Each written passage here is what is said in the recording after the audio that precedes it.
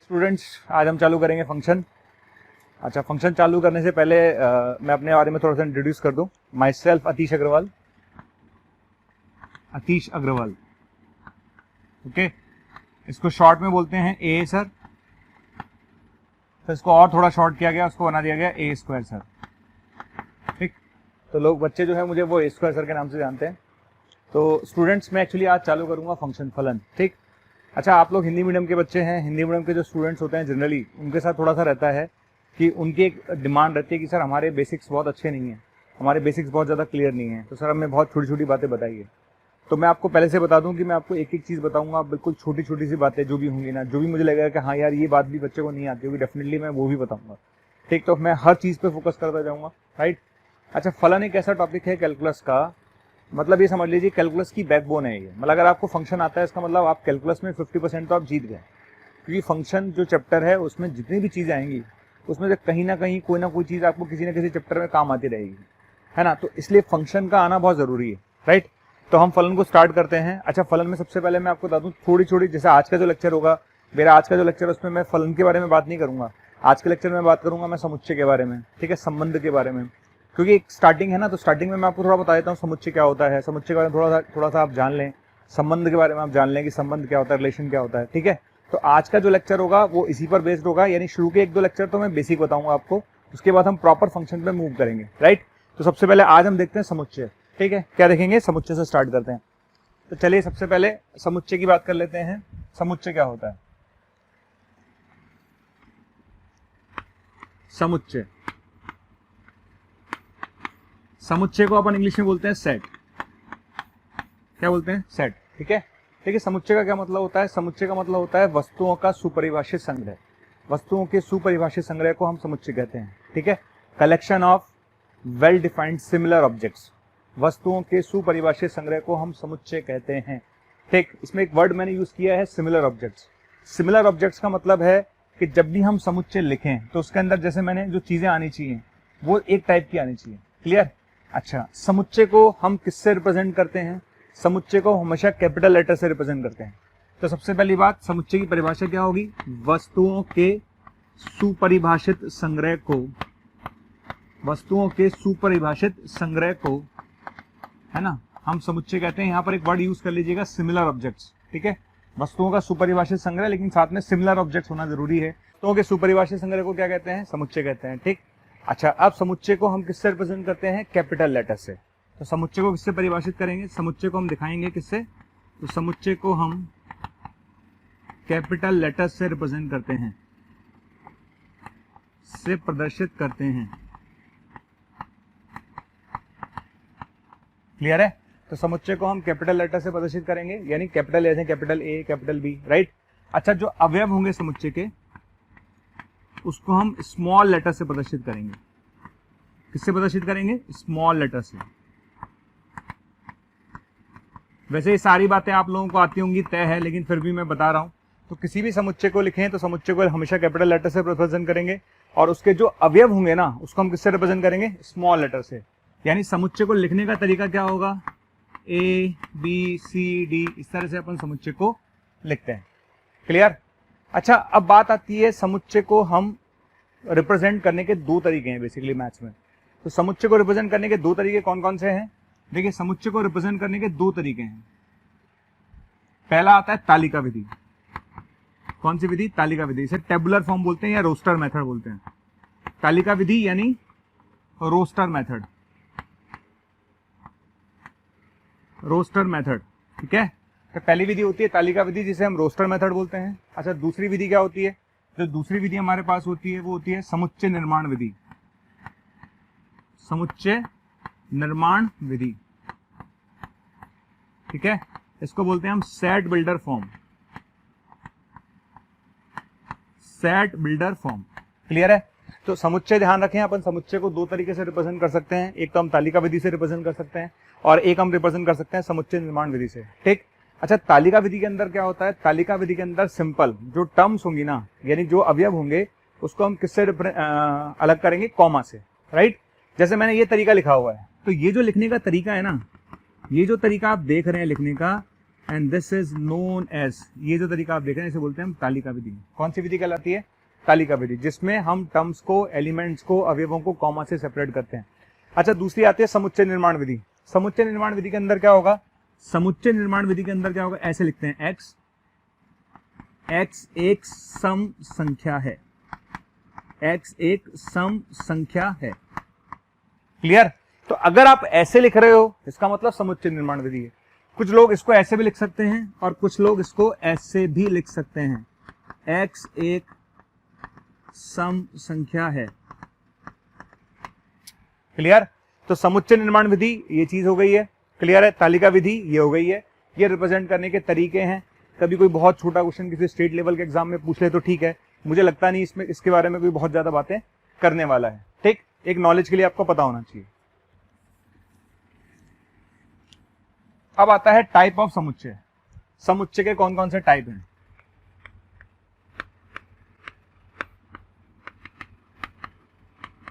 Type of समुच्चय, समुच्चय के प्रकार कौन कौन से हैं देख लेते हैं। देखिए, सबसे पहला जो समुच्चय का प्रकार आता है वो आता है रिक्त समुच्चय।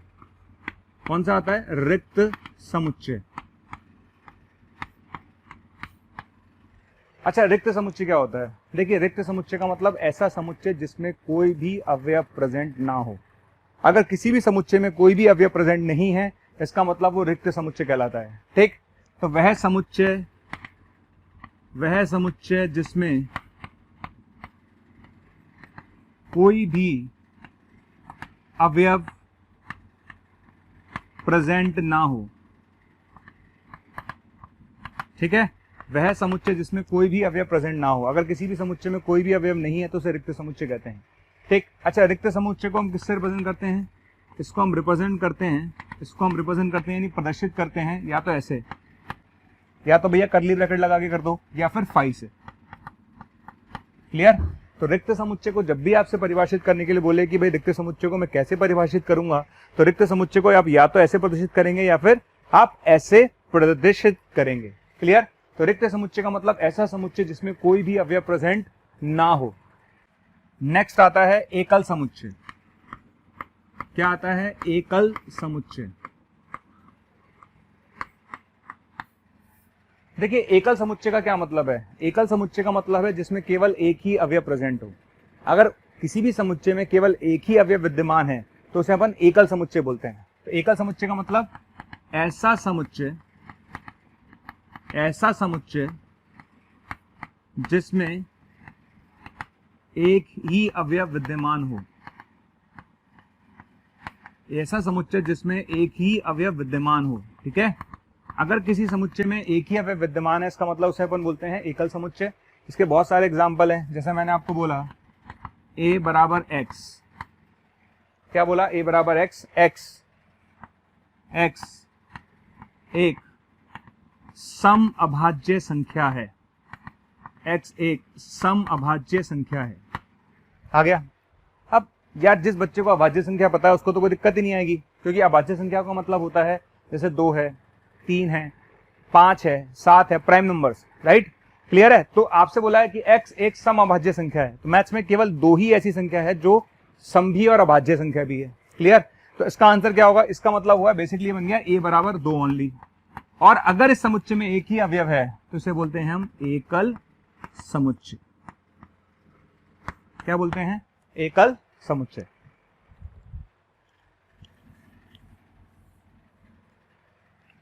थर्ड नंबर पर हम चलते हैं। अगर हमने ये पढ़ लिया, ये वाला समुच्चय आ गया, एकल समुच्चय आ गया। तीसरा हमारे पास आता है परिमित समुच्चय।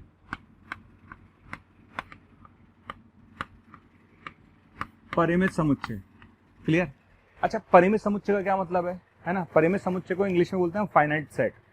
तो परिमित समुच्चय का मतलब ऐसा समुच्चय जिसमें अवयवों की संख्या फाइनाइट हो, यानी जिन्हें अपन काउंट कर सकते हो। बेसिकली ऐसा समझ लीजिए कि आपने मेरे से बोला है सर परिमित समुच्चय क्या होता है, तो परिमित समुच्चय का मतलब ऐसा समुच्चय जिसमें अवयवों को हम काउंट कर सकें, उसे बोलते हैं हम फाइनाइट सेट। क्लियर है?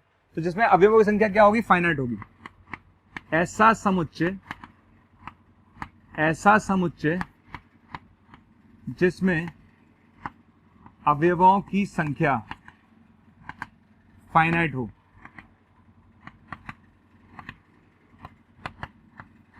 क्लियर है? ऐसा समुच्चय जिसमें अवयवों की संख्या फाइनाइट हो। मान लेते हैं मैंने एक समुच्चय लिखा, ये लिख लीजिए, मैंने एक एग्जाम्पल लिख लिया, a बराबर x लिख लिया और x एक अभाज्य संख्या है, x लेस देन 20, ऐसे लिख दिया मैंने, ठीक है? x एक अभाज्य संख्या है, x लेस देन 20, जो 20 से कम है। क्लियर? तो अगर मैं ऐसा लिख रहा हूं, इसका मतलब क्या है कि भैया x एक अभाज्य संख्या है जो 20 से छोटी है ना? जो 20 से छोटी है तो कौन कौन सी हो गई? 2, 3, 5, 7, 11, 13, 17 और 19। क्लियर? तो अब इस सेट के अंदर मैं अवयव काउंट कर सकता हूं कि इस सेट के अंदर 8 अवयव हैं। तो अगर किसी सेट के अंदर, किसी समुच्चय के अंदर अवयवों की संख्या काउंटेबल है, जिसे मैं काउंट कर सकता हूं, तो उसे हम बोलते हैं फाइनाइट सेट, यानी परिमित समुच्चय। क्लियर है? तो ये कहलाता है परिमित समुच्चय। ठीक, अब मैं बात करता हूं अपरिमित समुच्चय की। किसकी बात करूंगा मैं? अब मैं बात करूंगा अपरिमित समुच्चय। अपरिमित समुच्चय का मतलब होता है इनफाइनाइट सेट। देखिए, जिस बच्चे को परिमित समुच्चय समझ में आ गया होगा उसको अपरिमित समुच्चय भी समझ में आ गया होगा। कैसे? परिमित समुच्चय का क्या मतलब होता है? परिमित समुच्चय का मतलब होता है ऐसा समुच्चय जिसमें अवयवों की संख्या आप काउंट कर सको। लेकिन अपरिमित का क्या मतलब है? अपरिमित का मतलब ऐसा समुच्चय जिसमें अवयवों की संख्या कितनी होगी? अनंत होगी। कितनी? अनंत। जैसे प्राकृत संख्याएं, अब दुनिया में प्राकृत संख्याएं कितनी? अनंत हैं। तो प्राकृत संख्याओं को जो समुच्चय होगा वो कैसा समुच्चय होगा? अपरिमित समुच्चय होगा। ठीक है? तो वे समुच्चय, ऐसा समुच्चय जिसमें अवयवों की संख्या कितनी है? अनंत है। ऐसा समुच्चय जिसमें अवयवों की संख्या अनंत है। कितनी है? अनंत है। क्लियर है? अगर किसी समुच्चय में अवयवों की संख्या अनंत है तो उसे अपन अपरिमित समुच्चय बोलते हैं। क्लियर? इसका एग्जाम्पल है प्राकृत संख्याओं का समुच्चय। एग्जाम्पल क्या है इसका? इसका एग्जाम्पल है प्राकृत संख्याओं का समुच्चय। ठीक है? प्राकृत संख्याओं का जो समुच्चय है उसमें आपको पता ही है क्या आता है? 1, 2, 3 ऐसे आता है, अनंत तक जा रहा है ये। क्लियर? तो ये जो समुच्चय है वो क्या कहलाता है? अपरिमित समुच्चय।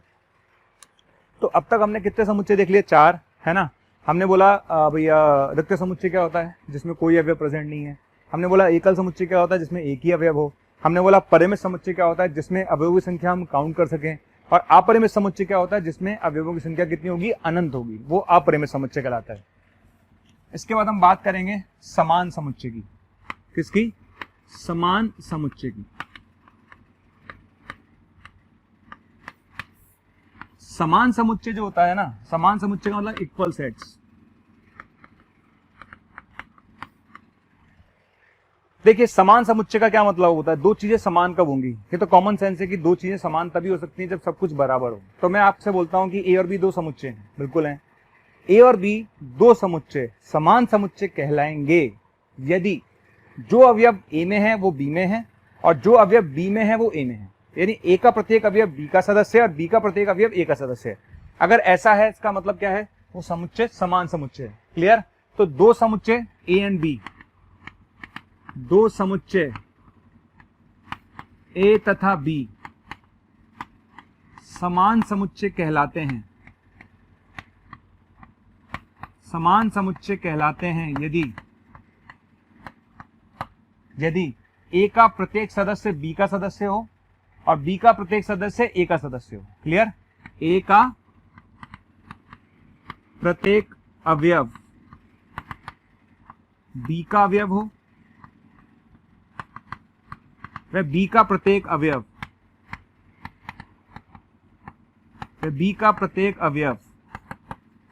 ए का अवयव हो।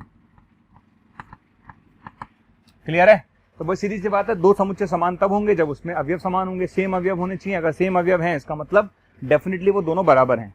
तो जैसे मान लो किसी ने बच्चे ने बोला कि सर ए लिख लेते हैं अपन, ए आ गया 1 2 3 4 5। बिल्कुल। किसी बच्चे ने बोला सर बी लिख लेते हैं अपन, 5 4 3 2 1। ठीक? समुच्चय के अंदर ऑर्डर इंपॉर्टेंट नहीं है। आपने 5 पहले लिखा चाहे 5 बाद में लिखा, कोई फर्क नहीं पड़ता। क्लियर? तो ये दोनों के अंदर सेम अवयव हैं और जब दोनों के अंदर सेम अवयव हैं इसका मतलब ए और बी कैसे हैं? यहाँ पर ए और बी जो हैं वो कहलाते हैं समान समुच्चय। क्या कहलाते हैं? समान समुच्चय। क्लियर? तो दो समुच्चय समान समुच्चय कब कहलाएंगे? जब दोनों में अवयव कैसे होंगे? सेम होंगे। अब हम चलते हैं नेक्स्ट पर, इसे बोलते हैं गणन संख्या। क्या बोलते हैं? गणन संख्या। इसको इंग्लिश में बोलते हैं कार्डिनल नंबर।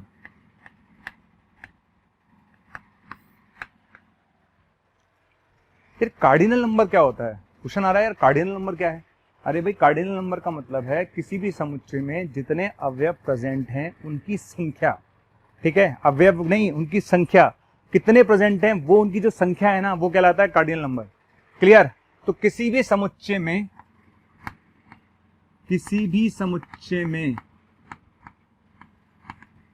उपस्थित यानी प्रेजेंट अवयवों की संख्या, अवयवों की संख्या क्या कहलाती है? वो कार्डिनल नंबर कहलाता है। कौन सा नंबर कहलाता है? गणन संख्या, कार्डिनल नंबर कहलाता है। क्लियर है?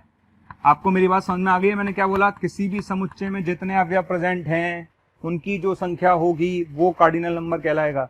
मतलब मैं ये मान लेता हूं कि जैसे मेरे पास एक समुच्चय है ए, ठीक है, ये मेरे पास एक समुच्चय है ए। बताओ इसमें कितने अवयव हैं? 4। और अगर इसमें 4 अवयव हैं तो इसका मतलब इसका कार्डिनल नंबर 4 होगा। तो उसको लिखने का तरीका क्या होगा? n ऑफ a बराबर 4। क्लियर है? किसी भी समुच्चय में जितने अवयव प्रेजेंट हो उनकी संख्या क्या कहलाती है? कार्डिनल नंबर कहलाता है। तो उसका कार्डिनल नंबर कितना होगा? 4। तो na बराबर हो गया 4। n इसके नंबर को रिप्रेजेंट कर रहा है। क्लियर? इसको ऑर्डर भी बोल देते हैं कुछ लोग, तो आप इस तरह से बोल सकते हैं। अब आता है नेक्स्ट, समतुल्यता समुच्चय।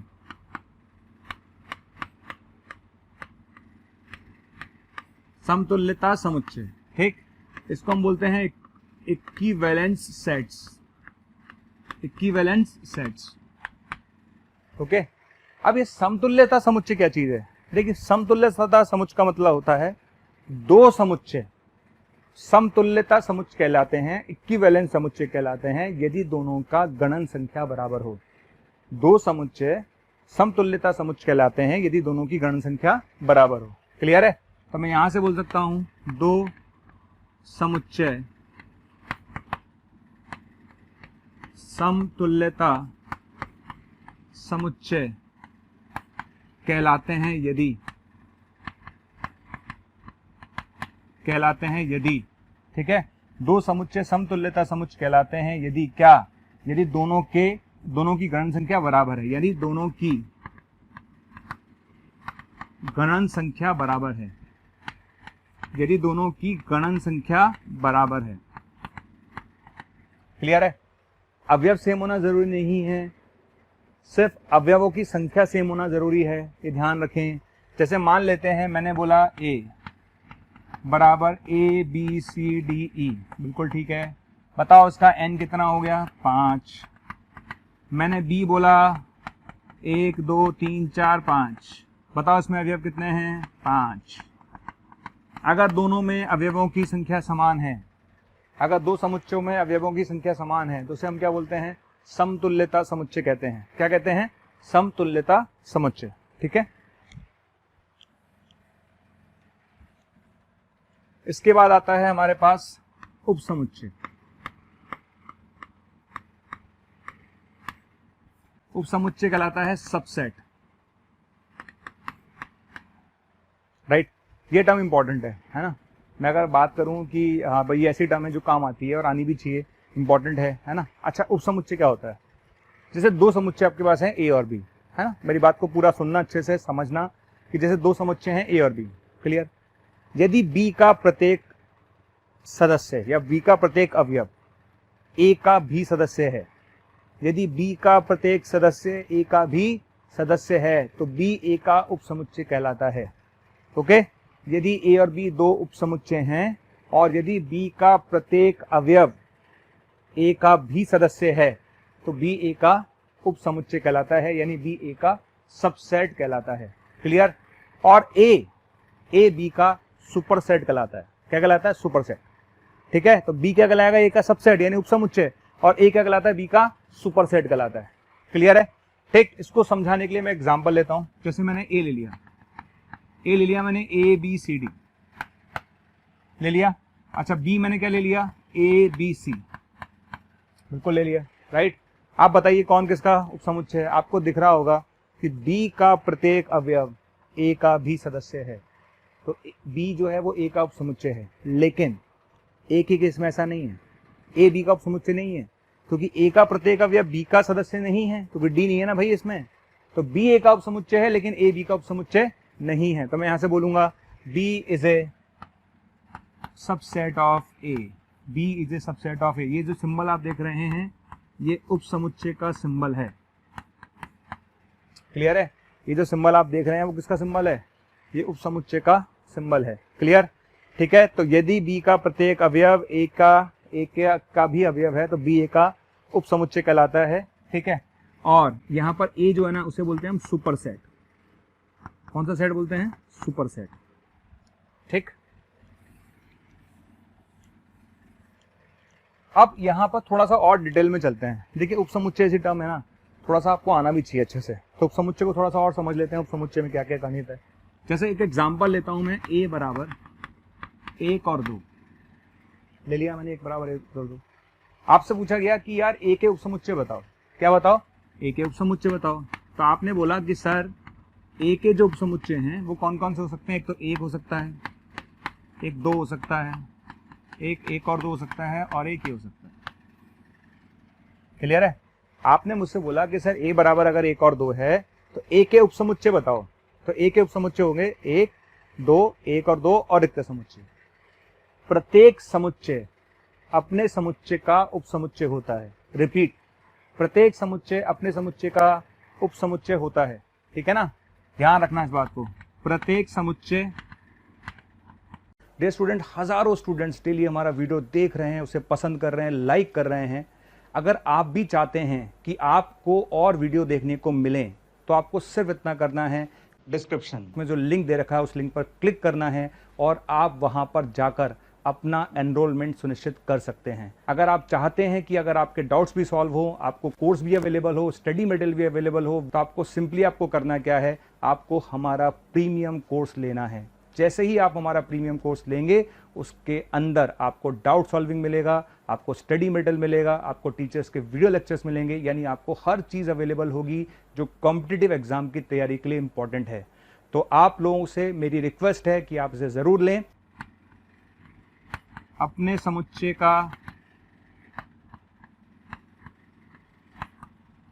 उपसमुच्चय होता है। प्रत्येक समुच्चय अपने समुच्चय का उपसमुच्चय होता है। ठीक है, रिक्त समुच्चय प्रत्येक समुच्चय का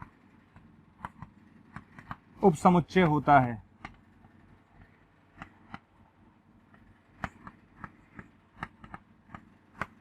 क्लियर है? रिक्त समुच्चय प्रत्येक समुच्चय का क्या होता है, उपसमुच्चय होता है। ठीक है, अच्छा, अगर आपसे बात की जाए, है ना, अब यहां पर एक चीज छोटी सी मैं समझाना चाहता हूं जो आप ढंग से समझिएगा। मैं ये समझाना चाहता हूं भैया कि यहां पर आप देखिए ए में कितने अवयव हैं, 2। कितने अवयव हैं, 2। ठीक है, अच्छा, ए में अवयव 2 हैं लेकिन उपसमुच्चय कितने हैं, 1, 2, 3 और 4, यानी 2 का स्क्वायर हो गया ना, हो गए कि नहीं हो गए। तो अगर ए में 2 अवयव थे तो उपसमुच्चय कितने हुए, 2 का स्क्वायर। अगर मैं ए बराबर 1, 2, 3 ले लूं तो उपसमुच्चय कौन कौन से हो गए, 1, 2, 3, 1, 2, 1, 3, 2, 3, 1, 2, 3 और नल सेट। क्लियर? अब यहां से चीजें समझना, अब मैं जो समझाना चाह रहा हूं। ठीक है, क्या समझाने की कोशिश की है, जब ए में 2 अवयव थे तो उपसमुच्चयों की संख्या 2 का स्क्वायर 4। जब ए में 3 अवयव थे तो उपसमुच्चयों की संख्या हो गई 1, 2, 3, 4, 5, 6, 7, 8, 8, यानी 2 का क्यूब। क्लियर? तो जब ए में n अवयव होंगे तो उपसमुच्चयों की संख्या क्या होगी, उपसमुच्चयों की संख्या क्या होगी, 2 की पावर n। क्लियर? जब ए में 2 अवयव थे तो उपसमुच्चय थे 2 का स्क्वायर यानी 4। जब ए में 3 अवयव थे तो उपसमुच्चय थे 2 की पावर 3, 8। जब ए में n अवयव होंगे तो उपसमुच्चयों की संख्या कितनी होगी, 2 की पावर n होगी। क्लियर, ध्यान रखें, ठीक है।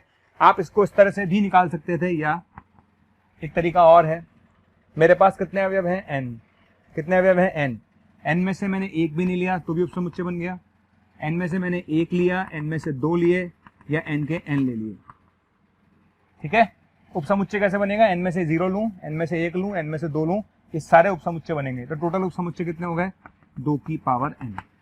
क्लियर, तो उपसमुच्चयों की संख्या कितनी हो जाएगी, 2 की पावर n हो जाएगी। ये आपको समझ में आना चाहिए कि कोई भी समुच्चय अगर मुझे दे रखा है तो उसके उपसमुच्चयों की संख्या 2 की पावर n होगी। अब यहां पर एक टर्म और आती है, वो टर्म पता क्या है, वो टर्म है उचित उपसमुच्चय। वो टर्म पता है क्या है, वो है उचित उपसमुच्चय, proper subset, proper subset. Clear. अब ये प्रॉपर सबसेट क्या चीज है यार, प्रॉपर सबसेट क्या है, देखिए हमने बोला कि कोई भी समुच्चय अपने आप का उपसमुच्चय होता है, और हमने ये भी बोला कि जो नल सेट होता है यानी रिक्त समुच्चय होता है वो भी किसी भी समुच्चय का उपसमुच्चय होता है। तो जब हम प्रॉपर सबसेट की बात करते हैं यानी हम उचित उपसमुच्चय की बात करते हैं तो इन दोनों को हम काउंट नहीं करते।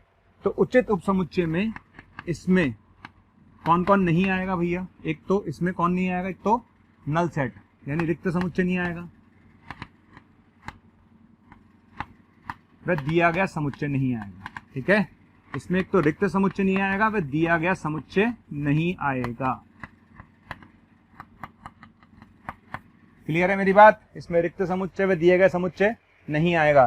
तो टोटल नंबर कितने होंगे, 2 की पावर n माइनस 2। तो टोटल नंबर कितने होंगे, 2 की पावर n माइनस 2। किसका, ये प्रॉपर सबसेट की बात हो रही है, ये उचित उपसमुच्चय की बात हो रही है, ठीक है। उचित उपसमुच्चयों की संख्या कितनी होगी, 2 की पावर n माइनस 2। दो कौन कौन से हटाए समझ में आ गया, एक तो रिक्त समुच्चय हटाया है और एक दिया गया समुच्चय हटाया है। उनको हटाने के बाद जो बचेगा वो क्या कहलाएगा, उचित उपसमुच्चय कहलाएंगे। क्लियर है। तो यहाँ तक मैंने आपको बताया, थोड़ा सा मैंने आपको समुच्चय का आइडिया दिया है कि समुच्चय क्या होता है, समुच्चय के टाइप कौन से होते हैं, समुच्चय का कार्डिनल नंबर क्या होता है ना। समुच्चय में सबसे इंपॉर्टेंट चीज जो मुझे लगती है वो उपसमुच्चय क्या होता है, उपसमुच्चय के बारे में मैंने आपको आइडिया दिया है ना, राइट है। अच्छा, अब छोटी छोटी चीजें और बता देता हूँ मैं आपको। मैंने आपको पहले बोला था कि आज का जो लेक्चर हमारा है वो बेसिक है, छोटी छोटी बातें आपको बता रहा हूँ। जैसे सेट बहुत कम बच्चे पढ़कर आते हैं, आते भी होंगे तो उन्हें याद नहीं होता, तो उन सब चीजों के बारे में बता रहा हूँ आपको। अब आता है operations, operation on sets,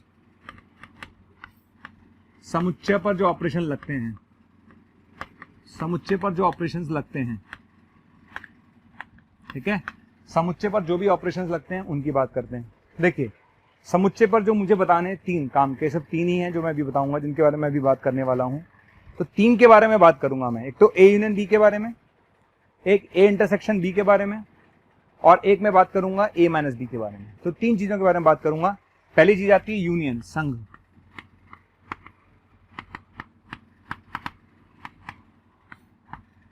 okay, I think जितने बच्चे देख रहे होंगे, समझ रहे होंगे, उनको समझ में आ रहा होगा कि ये तो यार हमें भी आता है, क्योंकि यूनियन निकालना ऑलमोस्ट सबको आता है। क्या कि जैसे ए 1 2 3 4, ठीक है। बी कितना है, बी मेरे पास है 4 5 6 7, ठीक है। अब आपने मुझसे पूछा सर ए यूनियन बी बता दो सर, तो ए यूनियन बी का मतलब होता है अवयव इन ए या अवयव इन बी, ए या बी या बोलते हैं या, ठीक है। तो 1 2 3, अब 4 यहां भी है और यहां भी है, तो एक ही बार लेना आपको, 5 6 और 7, ये आपका ए यूनियन बी हो गया। क्लियर है। तो ए यूनियन बी का मतलब ए का अवयव या बी का अवयव, ठीक है। ये अपने पास आ जाएगा, ये कहलाता है, राइट। ये अपने पास आ गया। अब जैसे 4 दोनों में आ रहा है तो एक ही बार लिखना है आपको, कोई और चीज भी 2 बार आती है तो उसको एक ही बार लिखना था आपको, तो ये कहलाता है ए यूनियन बी, राइट है। अच्छा, अब आती है बात इंटरसेक्शन की। किसकी बात आती है, इंटरसेक्शन, उभयनिष्ठ, इंटरसेक्शन उभयनिष्ठ। इंटरसेक्शन मतलब उभयनिष्ठ, 2 समुच्चयों का उभयनिष्ठ, उसे बोलते थे 2 समुच्चयों का संघ, इसे बोलते हैं 2 समुच्चयों का उभयनिष्ठ, ठीक है। इंटरसेक्शन, इंटरसेक्शन क्या होता है, इसी के लिए मैं एक एग्जांपल लेता हूं वापस। a बराबर 1 2 3 4 ले लिया, अच्छा बी बराबर मैंने लिया 4 5 6 7 ले लिया। देखिए इंटरसेक्शन पता है क्या होता है? इंटरसेक्शन का मतलब होता है जो दोनों में प्रेजेंट हो। यहाँ एंड लगेगा, एंड का मतलब ए में भी हो एंड बी में भी हो, दोनों में हो। क्लियर? तो इंटरसेक्शन का मतलब होता है ऐसा एलिमेंट जो ए का भी सदस्य हो तथा बी का भी सदस्य हो, तो उसे इंटरसेक्शन कहते हैं। तो अगर आप मुझसे यहाँ पर ए इंटरसेक्शन बी पूछेंगे तो ए इंटरसेक्शन बी आएगा ओनली 4। कितना आएगा? ओनली 4, क्योंकि 4 ही ऐसा सदस्य है जो ए में भी है और बी में भी है। क्लियर है? तो इंटरसेक्शन का मतलब जो दोनों का पार्ट है ना, और यूनियन का मतलब जो ए में भी है और बी में भी है, दोनों को लेना है अपन को, है ना? समझ में आ गया? तो ये ध्यान रखिएगा। अब इसमें एक चीज और आती है, वो आती है दो समुच्चयों का अंतर।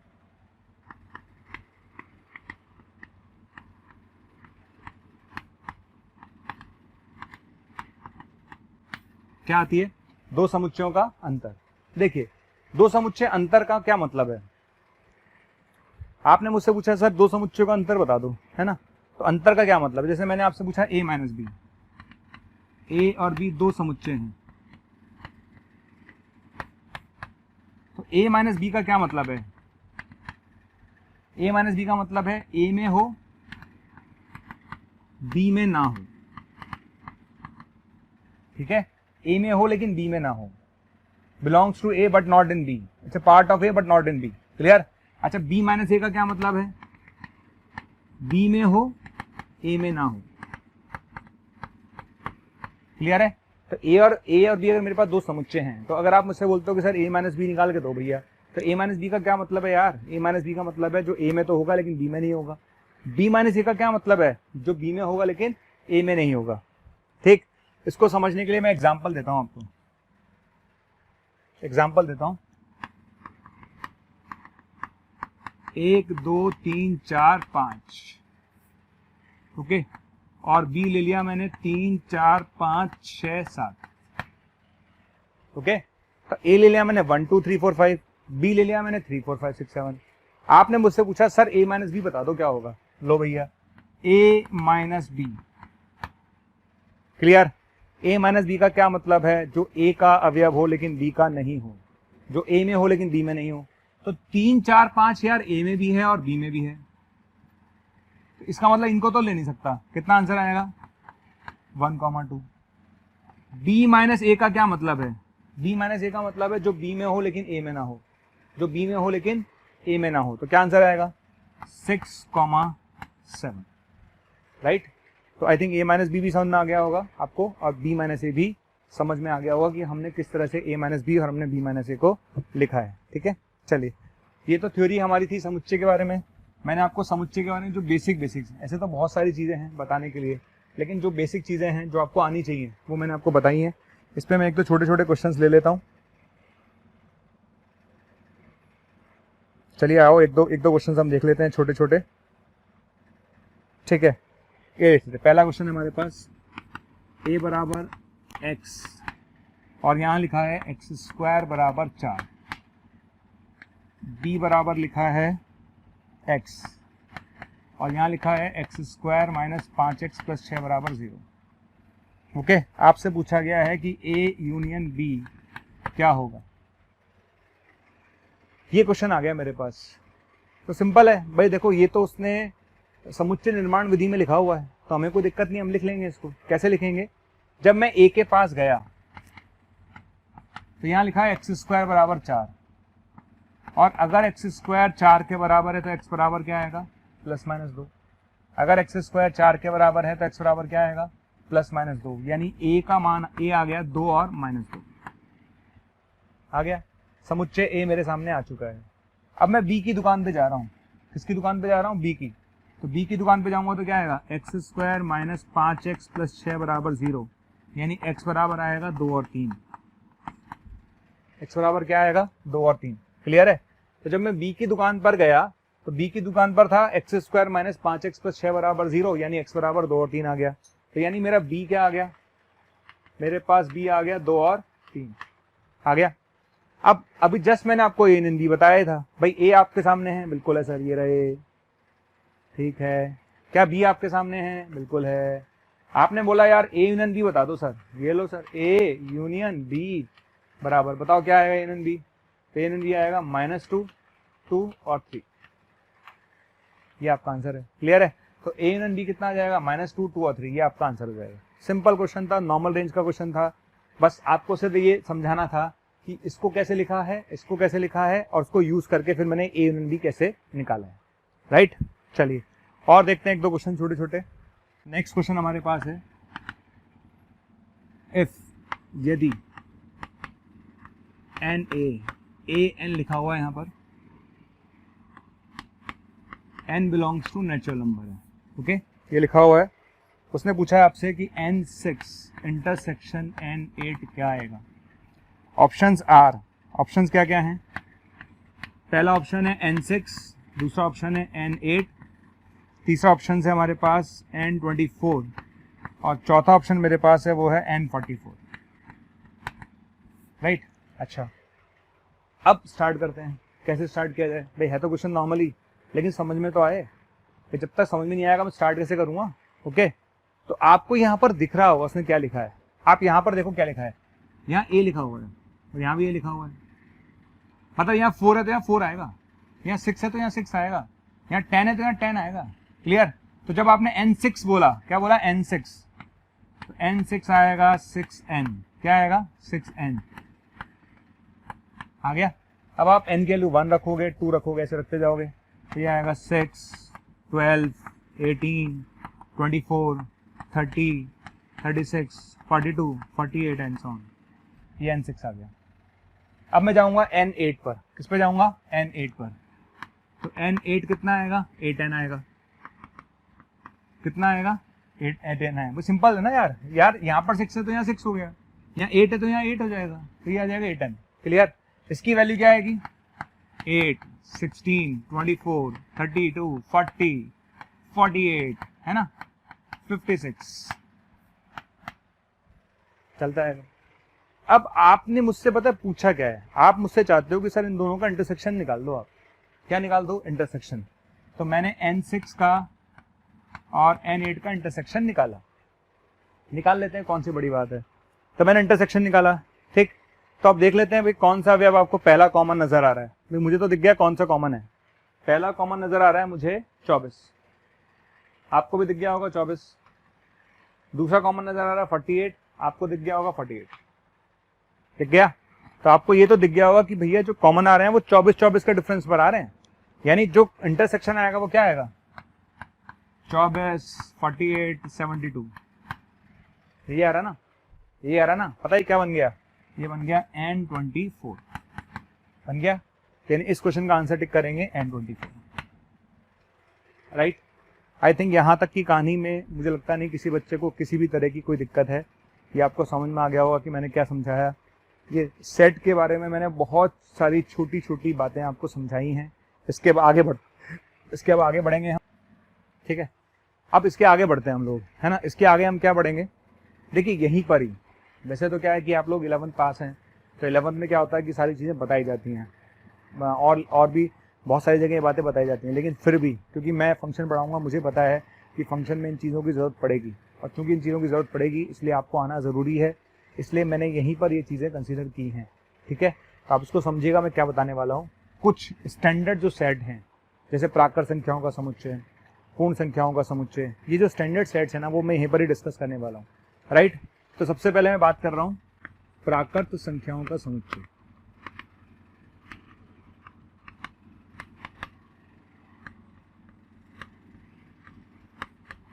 इसको हम कैपिटल एन से रिप्रेजेंट करते हैं, ठीक। मतलब मैं उस तरीके सोचता हूँ, मैं उस तरीके सोच रहा हूँ कि जैसे मान लो अगर मैं स्टूडेंट था तो मुझे कौन कौन सी चीज़ें शुरू में ही नहीं आती थी, तो मुझे तो समुच्चय भी नहीं आता था उस समय यार। मुझे तो समुच्चय भी बाद में मैंने पढ़ा ढंग से, तब मुझे समुच्चय आया। क्लियर, तो समुच्चय है, फिर प्राकृत संख्याएं क्या होती हैं, ये सब छोटी छोटी बातें हैं।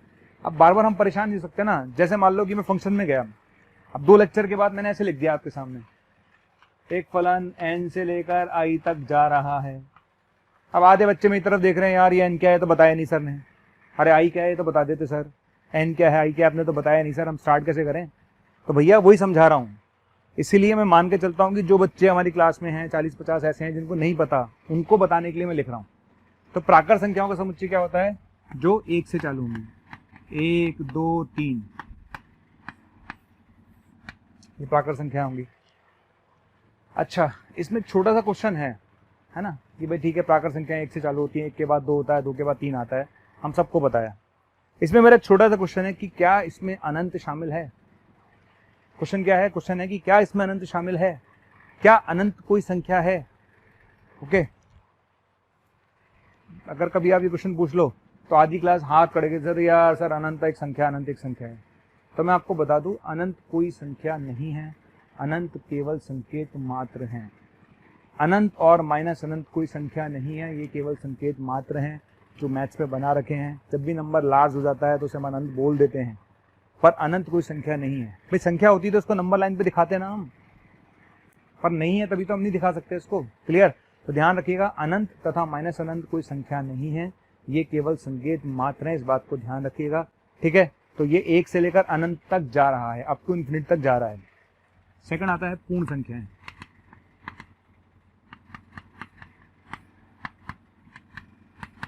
पूर्ण संख्याओं को हम W से रिप्रेजेंट करते हैं। किससे रिप्रेजेंट करते हैं? W से। तो पूर्ण संख्याएं स्टार्ट होंगी 0 से, 0 1 2 एंड सो ऑन। ठीक है, तो भाई नेचुरल नंबर कहाँ से स्टार्ट होते हैं? N से स्टार्ट होते हैं। पूर्ण संख्याएं किससे स्टार्ट होती हैं? W से स्टार्ट होती हैं। मैंने आज ही आपको एक चीज बताई थी, उपसमुच्चय एक टर्म बताई थी, तो आपको दिख गया होगा कौन किसका उपसमुच्चय है। तो आपको दिख गया होगा कि N जो है W का उपसमुच्चय है। राइट, यहाँ पर हम लिख लेते हैं कि N जो है वो W का उपसमुच्चय है। ठीक है, अब हम चलते हैं नेक्स्ट नंबर पर। थर्ड नंबर पर आता है पूर्णांक संख्याओं का समुच्चय।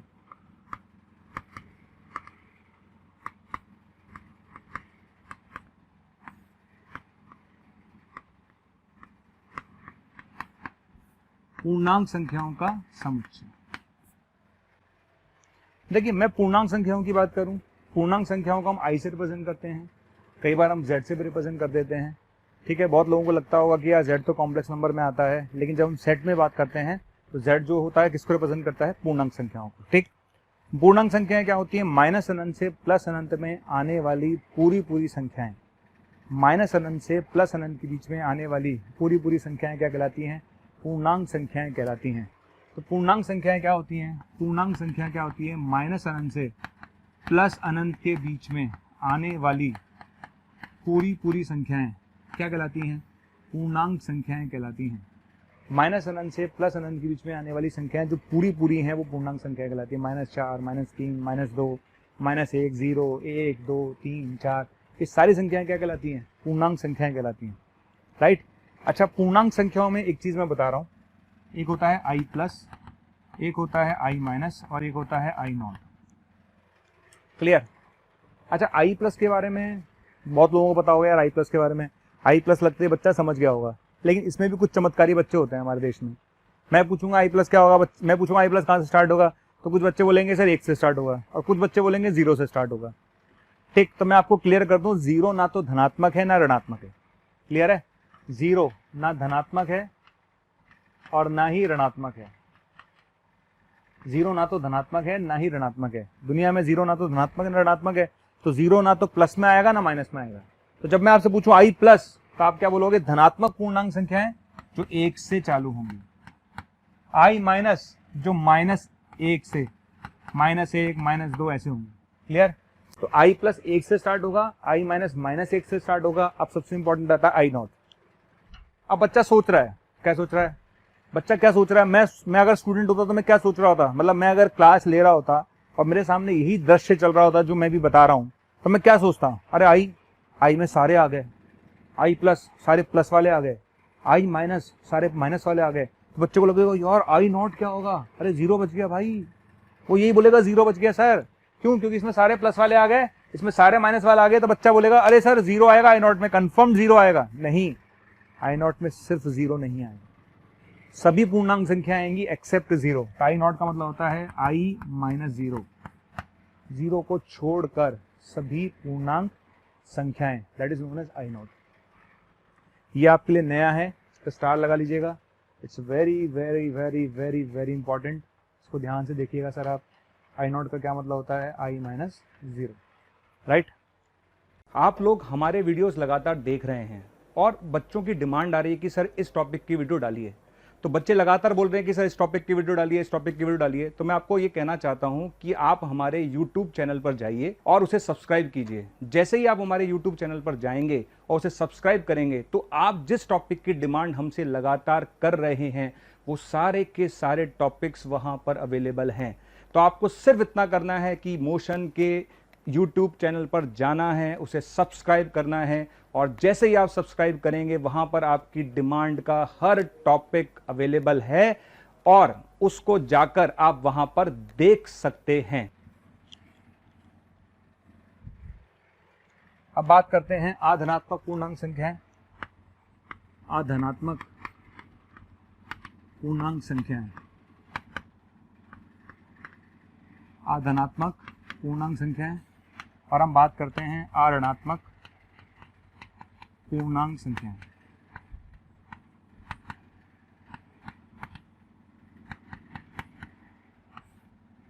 क्लियर? ठीक। अब इस वर्ड पे जाइए, है ना। वर्ड पे जाते हैं तो अपन ने बोला अधनात्मक पूर्णांक संख्याएं, ऐसी पूर्णांक संख्याएं जो धनात्मक नहीं है। बिल्कुल ठीक है।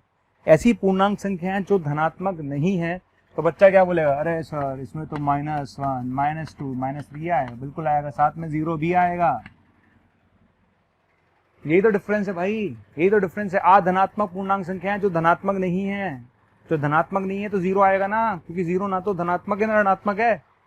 क्लियर? इसी तरह से अगर मैं आपसे बोलूं अऋणात्मक पूर्णांक संख्याएं जो ऋणात्मक नहीं है, जो ऋणात्मक नहीं है, तो उसमें भी 0 आएगा भाई। 0, 1, 2, 3। क्लियर है? समझ में आ गया? ठीक है। 0 ना तो धनात्मक है ना ऋणात्मक है, इसलिए अधनात्मक में भी जाएगा और ऋणात्मक में भी जाएगा।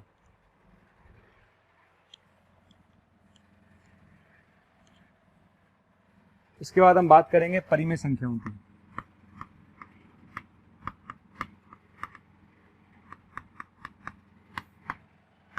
परिमेय संख्याओं को हम Q से रिप्रेजेंट करते हैं। किससे रिप्रेजेंट करते हैं? परिमेय संख्याओं को हम Q से रिप्रेजेंट करते हैं। देखिए परिमेय संख्याएं क्या होती हैं, इसको थोड़ा समझने की जरूरत है। परिमेय संख्याएं दुनिया में, मैं अभी आपसे पूछूंगा तो सारे बच्चे कहेंगे सर रटी रटाई डेफिनेशन जो सालों से चली आ रही है ना, वो डेफिनेशन बच्चा बोलेगा। और बच्चा बोलेगा अरे सर परिमेय संख्याएं वे संख्याएं होती हैं जिन्हें P/Q के रूप में लिखा जा सकता है। मैं ठीक है, ये तो तुम्हारे घर पे काम करने वाली बाई भी जानती है कि भैया बेस संख्याएं जो P/Q के रूप में लिखी जा सकती हैं, सबको पता है यार गली में। ठीक है। अब इसकी आगे की बात करो। अब तो पहली बात, बच्चा सिर्फ इतना बोलेगा कि वे संख्याएं जिन्हें P/Q के रूप में लिखा जा सकता है। अरे यार P/Q के रूप में लिखा जा सकता है तो बहुत सारी संख्याओं को लिखा जा सकता है। बात पूरी बोलो ना, कि वे संख्याएं जिन्हें P/Q के रूप में लिखा जा सकता है, जहां आगे बोलो P पूर्णांक है, Q पूर्णांक है और Q 0 नहीं है। ठीक है। जहां P पूर्णांक है, Q पूर्णांक है और Q 0 नहीं है। तो पूरी बात बोलनी है आपको। तो यहां से अपन एग्जाम्पल ले सकते हैं। एग्जाम्पल बहुत सारे हो गए, 2/3, 3/2, 22/7, बहुत सारे एग्जाम्पल हैं। P/Q की फॉर्म में होना चाहिए। तो परिमेय संख्याएं वे संख्याएं जिन्हें P/Q के रूप में लिखा जा सकता है, ये सारी दुनिया जानती है। लेकिन बात अधूरी थी। बात यह है कि जहां P पूर्णांक होना चाहिए, Q पूर्णांक होना चाहिए और Q 0 नहीं होना चाहिए। ठीक है। तो 2/3 हो गया, 3/2 हो गया, 22/7 हो गया, ये सब वे संख्याएं जो क्या है? परिमेय संख्याएं। अब सेकंड पॉइंट आता है। सेकंड पॉइंट क्या है इसका? सेकंड पॉइंट समझ लेते हैं।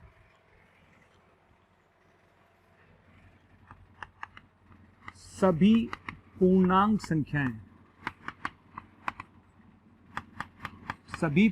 संख्याएं परिमेय होती हैं। सभी पूर्णांक संख्याएं परिमेय होती हैं। ठीक है। मतलब अगर आप देखोगे ना तो बहुत सारे चमत्कारी बच्चे होते हैं देश में। चमत्कारी समझते हो ना? चमत्कारी बच्चे कैसे होते हैं? उनसे पूछ लो बेटा -1 कैसी संख्या है?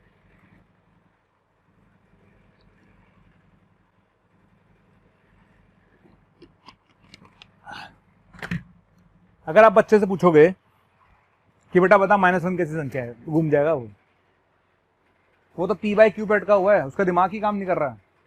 दुनिया में जितनी भी पूर्णांक संख्या है ना, सब परिमेय है। All integers are rational numbers. हर परिमेय संख्या, हर पूर्णांक संख्या परिमेय है। और क्यों है? क्योंकि मैं 0 को लिख सकता हूँ 0/1, 0/2, क्योंकि मैं 2 को लिख सकता हूँ 4/2, 6/3।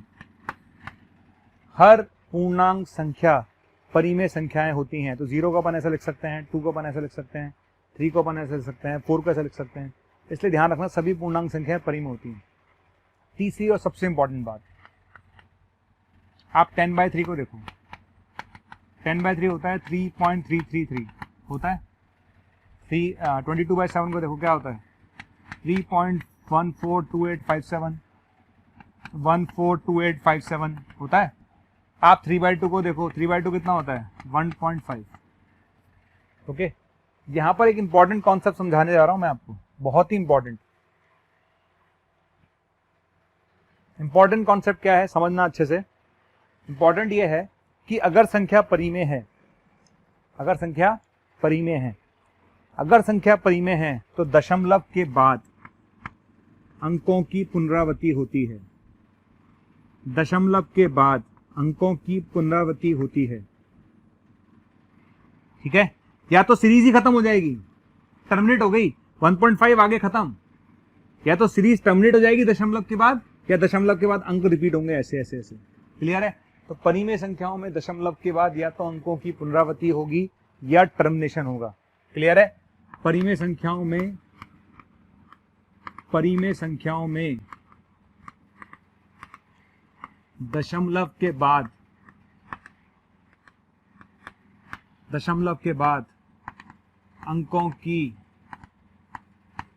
पुनरावृत्ति होगी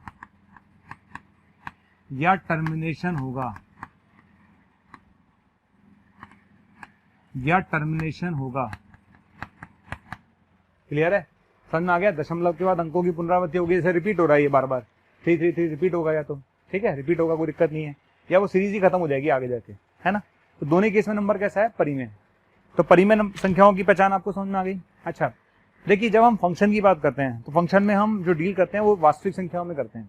फंक्शन में हम डील किसमें करते हैं? वास्तविक संख्याओं में करते हैं।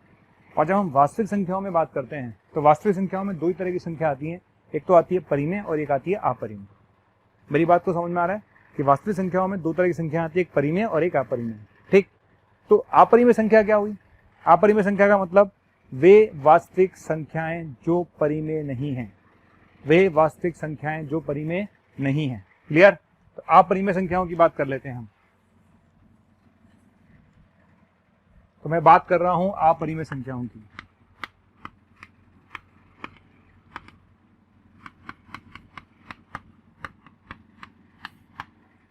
तो वे वास्तविक संख्याएं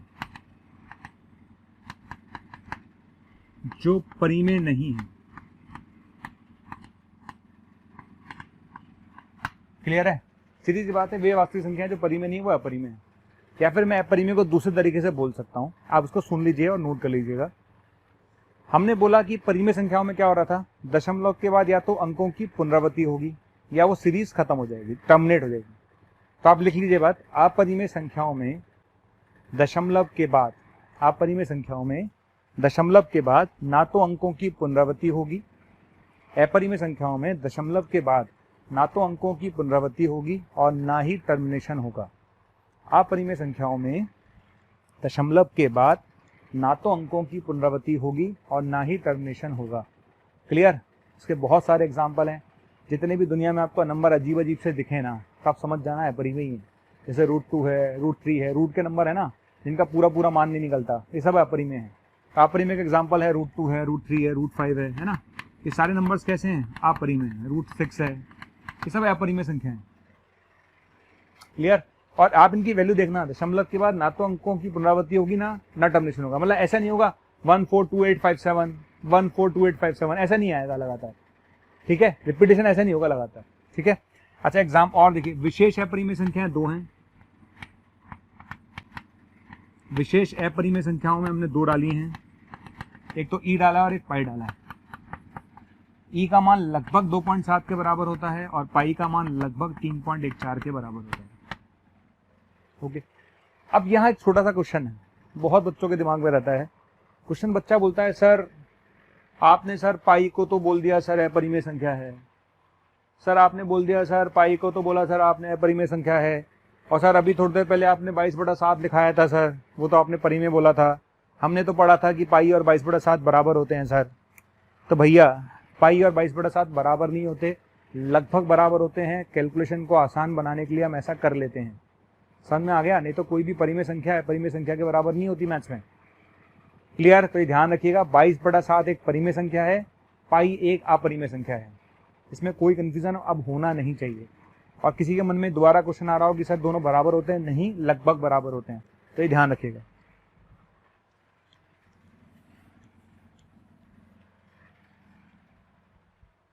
अब आती है वास्तविक संख्याएं।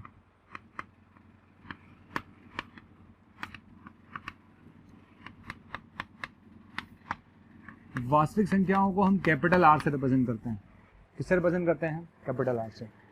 तो वास्तविक संख्याओं को हम रिप्रेजेंट करते हैं कैपिटल आर से। अच्छा, वास्तविक संख्याएं क्या होती हैं? माइनस अनंत से प्लस अनंत के बीच में आने वाली वे संख्याएं जिन्हें हम नंबर रेखा पर प्रदर्शित कर सकते हैं। माइनस अनंत से प्लस अनंत के बीच में आने वाली वे सभी संख्याएं जिसे हम नंबर रेखा पर प्रदर्शित कर सकते हैं वास्तविक संख्याएं कहलाती हैं। ठीक है, यानी कहने का मतलब ये है, ये मेरी नंबर रेखा है, ये प्लस अनंत जा रहा है, ये माइनस अनंत जा रहा है और ये 0 है। तो माइनस अनंत से प्लस अनंत के बीच में दुनिया में जो भी नंबर इस नंबर लाइन पर आएगा वो सब वास्तविक है। तो आपको लग रहा होगा यार सर तो फिर तो सारे ही वास्तविक हो गए। बिल्कुल है, हर परिमेय संख्या वास्तविक है। आप किसी भी परिमेय संख्या को यहाँ प्लॉट कर सकते हो। सर अपरिमेय संख्या, सारी अपरिमेय संख्या वास्तविक है, क्योंकि आप उसको भी यहाँ प्लॉट कर सकते हो। श्योर? तो दुनिया में हर परिमेय संख्या वास्तविक है, दुनिया की हर अपरिमेय संख्या वास्तविक है। यानी वास्तविक संख्याएं जो होती हैं वो क्या हो गई? माइनस अनंत से प्लस अनंत के बीच में आने वाली वे संख्याएं जिन्हें इस नंबर रेखा पर प्रदर्शित किया जा सकता है वो क्या कहलाती हैं? वास्तविक संख्याएं कहलाती हैं। राइट? अच्छा, वास्तविक संख्याओं को कैसे लिख सकते हैं आप लोग? वास्तविक संख्याओं को कैसे लिख सकते हैं आप? परिमेय यूनियन अपरिमेय, परिमेय यूनियन अपरिमेय। क्लियर है? परिमेय और अपरिमेय को मिला दो, यूनियन कर दो, प्लस मत कर देना। परिमेय जितनी परिमेय है और जितनी अपरिमेय है सब जो है वास्तविक संख्या है। यानी अपन लिख सकते हैं कि r किसके बराबर हुआ? बेसिकली माइनस अनंत से और प्लस अनंत के बराबर हुआ।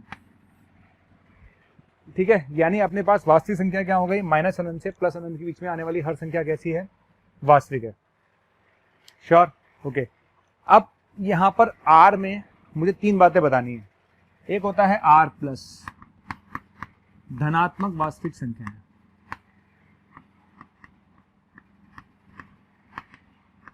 ओके, एक होता है r माइनस, ऋणात्मक वास्तविक संख्या है, और एक होता है r नॉट। ओके, अब बात करते हैं r प्लस की। किसकी बात करेंगे? r प्लस की। मैं बात कर रहा हूं धनात्मक वास्तविक संख्याओं की। अच्छा, धनात्मक वास्तविक संख्याएं क्या होती हैं? जैसे मान लेते हैं 0 है, बिल्कुल 0 है सर, दिख रहा है 0। श्योर है सर, दिख रहा है। ठीक है, अब किसी ने पूछा यार सर ये बताओ कि 0 के जस्ट आगे वाला नंबर क्या होगा? तो कुछ लोग क्या होता है, हाथ खड़े कर देते तुरंत, अरे सर मैं बता रहा हूँ सर, मैं बता रहा हूँ सर, मेरे से पूछ लो सर। चलो ठीक है भाई बता। अरे सर आंसर 1 होगा सर, 0 के आगे वाली संख्या 1 होगी। अरे यार 0 के आगे 0.1, 0.01, 0.001, पता नहीं ना 0 के आगे क्या है। दुनिया में किसी भी नंबर के अगला वाला नंबर कहाँ पता चला आज तक? राइट? पर ये श्योर है कि 0 के जस्ट आगे जो भी नंबर आएगा वो पॉजिटिव होगा। ये तय है कि 0 के आगे आने वाला नंबर कैसा होगा? पॉजिटिव होगा, ये तय है। यानी हम ये बोल सकते हैं कि डेफिनेटली ये नंबर पॉजिटिव कैटेगरी में आने वाला है। ठीक? और 0 के जस्ट पीछे जो भी नंबर आएगा, जो भी आएगा वो डेफिनेटली नेगेटिव होगा, चाहे वो कोई भी नंबर हो। ओके, तो मैं यहाँ से एक बात बोल दूं, मैं क्या बोलूँगा? मैं ये बोलूँगा मैथ्स में कि जो नंबर 0 से बड़ा है, यानी 0 से अनंत तक जो भी नंबर आएगा वो r प्लस में जाएगा। 0 से छोटा माइनस अनंत तक जो भी आएगा वो r माइनस में जाएगा। 0 से छोटा हर नंबर माइनस r नॉट में, 0 से बड़ा हर नंबर r प्लस में। और r नॉट का क्या मतलब होता है? r नॉट का मतलब वही होगा जो मैंने i नॉट में समझाया था। i नॉट में मैंने क्या समझाया था? i नॉट का मतलब मैंने बताया था i माइनस 0। क्या बताया था? i minus 0। तो r नॉट का क्या मतलब होगा? r minus 0। सभी वास्तविक संख्याएं 0 को छोड़कर क्वेश्चन आते हैं इस पे धड़ाधड़ क्वेश्चन आते हैं। क्वेश्चन कैसा आएगा? क्वेश्चन आएगा भैया एफ आर नॉट से लेकर आर तक। अब आप कर लो, पता ही नहीं आर नॉट का मतलब करोगे कहाँ से, इसलिए जरूरी है आर नॉट का मतलब बताओ। आर नॉट का क्या मतलब है? आर माइनस जीरो, सभी वास्तविक संख्याएं जीरो को छोड़कर। क्लियर है? समझ में आ गया? आर प्लस समझ में आ गया, सारी पॉजिटिव जीरो से बड़ी, आर माइनस जीरो से छोटी। क्लियर है? आर नॉट जीरो को छोड़कर। ठीक, यहाँ तक देख लो मैंने क्या क्या समझाया। प्राकृत संख्याएं एक से स्टार्ट होंगी, पूर्ण संख्याएं जीरो से स्टार्ट होंगी, पूर्णांक संख्याएं जो पूरी पूरी होंगी आई प्लस एक से, आई माइनस माइनस एक से, आई नॉट जीरो को छोड़कर। आर ऋणात्मक में जीरो आएगा, धनात्मक में जीरो आएगा। फिर मैंने समझाया भैया परिमेय क्या है, फिर मैंने समझाया अपरिमेय क्या है, फिर मैंने समझाया आपको कि धनात्मक वास्तविक संख्याएं क्या है। ओके, ये सब चीजें आनी चाहिए और आ जानी चाहिए। इसके बाद हम आगे बढ़ेंगे, है ना। एक छोटा सा पॉइंट यहाँ लिख देता हूं मैं, एक छोटा सा पॉइंट मैं यहाँ लिख देता हूं, क्या कि प्राकृत संख्याएं पूर्ण संख्याओं का उपसमुच्चय है। प्राकृत संख्याएं पूर्ण संख्याओं का उपसमुच्चय है, पूर्ण संख्याएं पूर्णांक संख्याओं का उपसमुच्चय है। ये चीज इसका उपसमुच्चय है, ये चीज इसका उपसमुच्चय है, ये चीज इसका उपसमुच्चय है और ये चीज इसका उपसमुच्चय है। वैसे आर किसका उपसमुच्चय है? आर सम्मिश्र संख्याओं का उपसमुच्चय होता है, लेकिन उस पर अब आपको जाना नहीं है क्योंकि अपना चैप्टर फंक्शन है। अब फंक्शन में हम सिर्फ रियल नंबर्स में डील करते हैं, इसलिए उसके बारे में बात नहीं करूंगा। आई थिंक क्लियर है। दूसरी बात मैं आपको बता दूं, ये ध्यान रखिएगा आप लोग, अगर कभी पूछा जाए कि यार परिमेय की पावर परिमेय क्या होगा, तो परिमेय होगा या अपरिमेय होगा, दोनों होंगे, है ना। अगर आपसे कभी पूछा जाए तो ये चीज क्या होगी, ये दोनों होंगी। अगर आपसे पूछा जाए कि अपरिमेय की पावर परिमेय क्या होगा, तो भी दोनों होंगी। क्लियर? आपसे पूछा जाए कि परिमेय की पावर अपरिमेय क्या होगा, तो भी दोनों होंगी। क्लियर? आपसे ये पूछा जाए कि अपरिमेय की पावर अपरिमेय क्या होगा, तो ये भी दोनों होंगी। ये बात आप याद रखें। एग्जाम्पल मैं बहुत सारे ले सकता हूं। ओके, मैं आपको एक छोटा सा एग्जाम्पल लेके एक पार्ट समझा देता हूं। देखिए, जैसे परिमेय की पावर परिमेय है, 2 की पावर 3 8 हो गया, बिल्कुल ठीक है। 2 की पावर हाफ √2 हो गया, बिल्कुल ठीक है। परिमेय की पावर परिमेय परिमेय हो सकता है, परिमेय की पावर परिमेय अपरिमेय हो सकता है, दोनों हो सकते हैं, तो ध्यान रखना। इसी तरह से हम बाकी के एग्जाम्पल सेट कर सकते हैं। ठीक है, जैसे अपरिमेय की पावर परिमेय है ना। आपने पूछा गया √3 √3 कैसा नंबर है? अपरिमेय। अपरिमेय की पावर परिमेय, √3 आ गया, है ना। √3 की पावर 2 ले लें आप, 3 आ गया, है ना। दोनों आ सकते हैं। तो इस तरह से आप ध्यान रखिएगा कि परिमेय की पावर परिमेय, अपरिमेय की पावर परिमेय, परिमेय की पावर अपरिमेय या अपरिमेय की पावर परिमेय जो है वो दोनों हो सकते हैं। और ये बात शायद आपको 11th क्लास में बताई हो, अगर किसी ने लॉग पढ़ा हो तो लॉग में ये बात समझाई जाती है। ठीक है, तो ये था मेरा बेसिक नंबर सिस्टम। मैंने आपको सबसे पहले सेट थ्योरी समझाई कि सेट थ्योरी में सेट क्या होता है, समुच्चय क्या होता है, समुच्चय के प्रकार क्या होते हैं, है ना। उसके बाद फिर मैंने आपको ये सब बातें बताई हैं। ये ध्यान रखिएगा, फलन के अंदर इन सब की जरूरत पड़ेगी।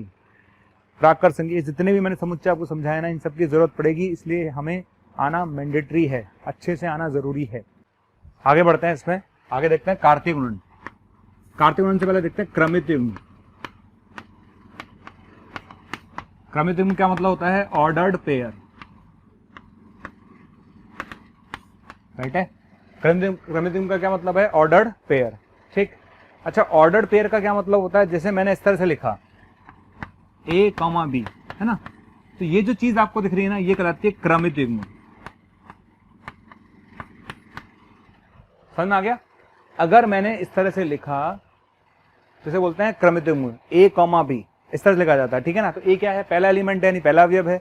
B क्या है? B दूसरा अवयव है। सिंपल है। ठीक है, तो A पहला अवयव है, B दूसरा अवयव है। इसके बारे में भी बात करेंगे जब हम फंक्शन स्टार्ट कर देंगे प्रॉपर तरीके से।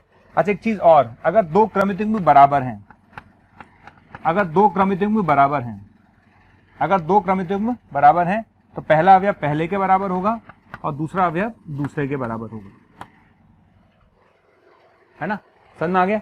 अगर क्रमित युग्म बराबर हैं तो इसका मतलब पहला अवयव पहले के बराबर होगा, दूसरा वाला जो होगा वो दूसरे के बराबर होगा। ये ध्यान रखिएगा क्रमित युग्म में। ठीक, अच्छा एक चीज और मैं आपको बता दूं, जब हम 2D पढ़ते हैं यानी कोऑर्डिनेट ज्योमेट्री पढ़ते हैं, तो कोऑर्डिनेट ज्योमेट्री के अंदर हम जब बात करते हैं तो x, y की बात करते हैं, ये आप सबको पता है, क्लियर है। तो जब हम x, y की बात करते हैं, राइट है ना, ठीक है।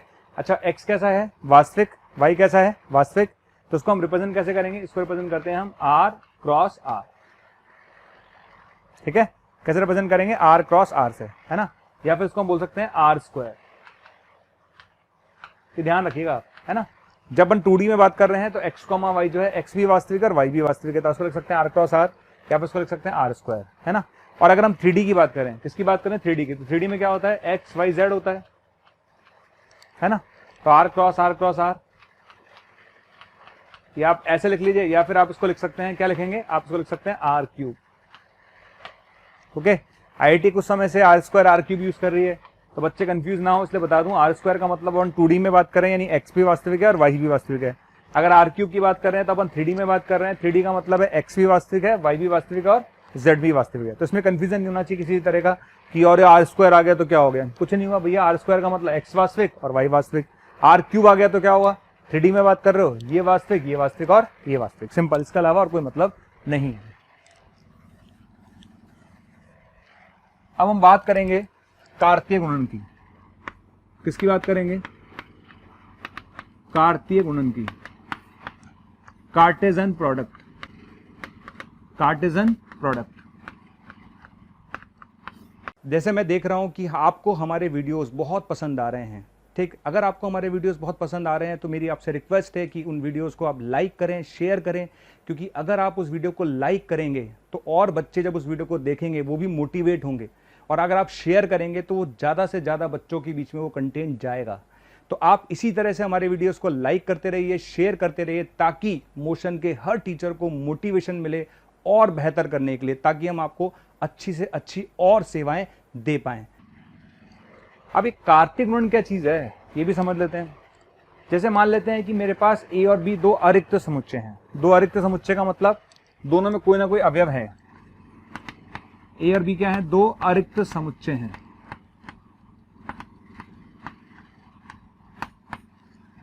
ओके। जैसे a और b मेरे पास दो अरिक्त समुच्चय हैं, यानी दोनों में कोई ना कोई अवयव प्रेजेंट है।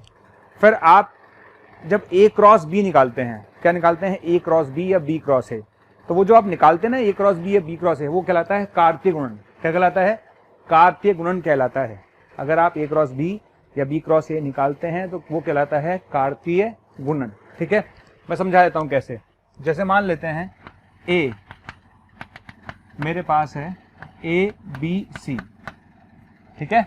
अच्छा b मेरे पास है d और e, ओके। अब आपने मुझसे पूछा कि सर a क्रॉस b निकालो, क्या निकालो, a क्रॉस b। तो ध्यान रखिए, जब आप a क्रॉस b निकालेंगे तो पहला अवयव a का होगा और दूसरा अवयव b का होगा। जब a क्रॉस b निकालेंगे तो पहला अवयव a का होगा, तो a कॉमा d, a का d के साथ और a का e के साथ, हो गया। a क्रॉस b समझ में आ रहा है, a क्रॉस b में पहला अवयव a का होगा, दूसरा अवयव b का होगा, तो a comma d, a comma e। अब b पर आ जाइए, b comma d, b comma e। अब c पर आ जाइए, c कॉमा d और c कॉमा e। ये कहलाता है a क्रॉस b। क्या कहलाता है, a क्रॉस b। समझ में आ गया मैंने कैसे लिखा, आप अच्छे से देख लीजिए, कोई कंफ्यूजन नहीं होना चाहिए। मैंने a क्रॉस b कैसे लिखा है, a क्रॉस b लिखते समय पहले a का अवयव आएंगे, फिर b का अवयव आएंगे, तो a d a e, b d b e, c d c e। इस तरह से आप a क्रॉस b लिख सकते हैं। कोई बच्चा बोले कि सर b क्रॉस a लिख के दिखाइए, तो बेटा b क्रॉस a भी लिख लेंगे, क्या तकलीफ आ रही है।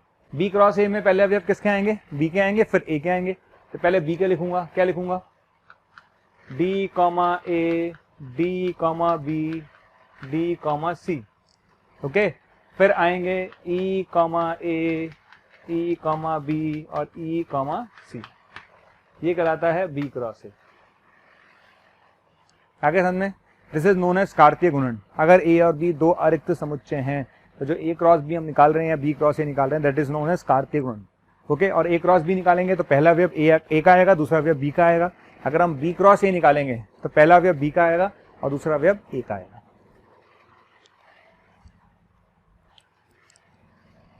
इसमें एक चीज है छोटी सी, वो भी मैं बता दूं आपको आपने नोट किया होगा, अगर आप इसको देखें तो ए में अवयव कितने हैं? 3। ओके, ए में अवयव कितने हैं? 3। बताइए बी में अवयव कितने हैं? 2। क्लियर है? तो आपको एक बात तो दिख रही होगी कि ए में अवयव 3 है, बिल्कुल ठीक है, बी में अवयव 2 हैं।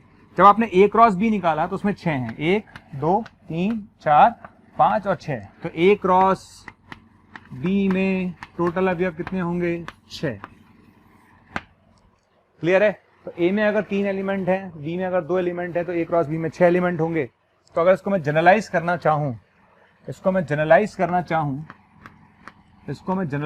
चाहूं, ठीक है, तो क्या बोलूंगा कि अगर ए में p अवयव हैं और b में q अवयव हैं, तो a क्रॉस b में pq अवयव होंगे। क्लियर? अगर किसी समुच्चय a में p अवयव हैं, किसी समुच्चय b में q अवयव हैं, तो a क्रॉस b में कितने अवयव होंगे? p इंटू q अवयव होंगे। यानी a क्रॉस b में अवयवों की संख्या कितनी होगी? pq होगी। क्लियर? अब बात आती है कार्तीय गुणन के बाद। अगर मैं कार्तीय गुणन के आगे जाऊं, तो कार्तीय गुणन के आगे जाते हैं, अब हम चलते हैं संबंध पर। किस पर चलोगे? संबंध पर। तो संबंध समझते हैं, रिलेशन।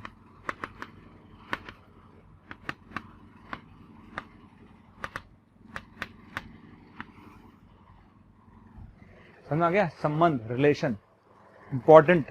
ओके, संबंध क्या है बेसिकली, है ना? देखिए, जो अभी मैंने आपके सामने कार्तीय गुणन निकाला, मैं रिपीट कर रहा हूं, जो भी मैंने ए क्रॉस बी का कार्तीय गुणन निकाला, उसके सभी अशून्य उपसमुच्चय वो संबंध कहलाते हैं।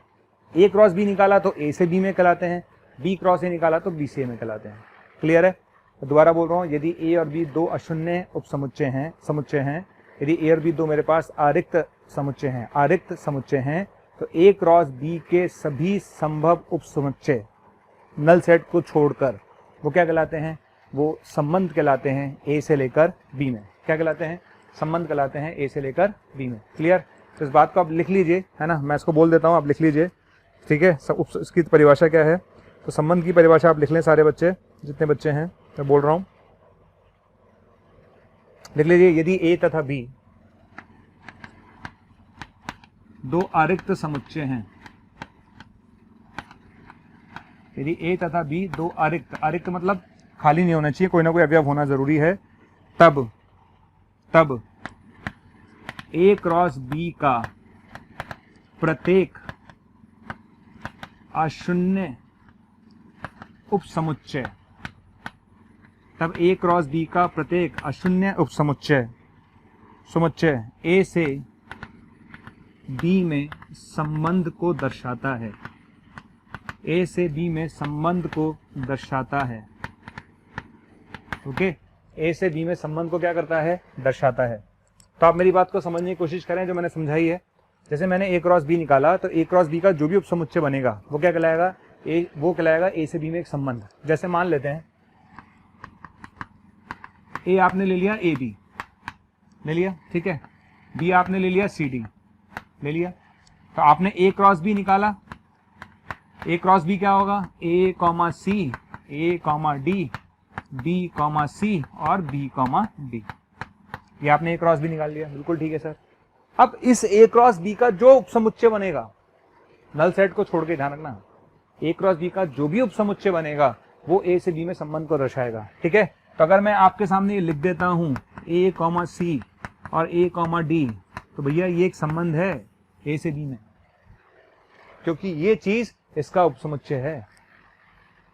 ठीक है, आई थिंक मेरी बात समझ में आ गई होगी, क्लियर है। तो ए और बी अगर 2 अरिक्त समुच्चय हैं, तब ए क्रॉस बी का प्रत्येक अशून्य उपसमुच्चय ए से बी में संबंध को दर्शाता है। ये ध्यान रखिए, ये जो मैंने आपके सामने लिखा है ये संबंध है।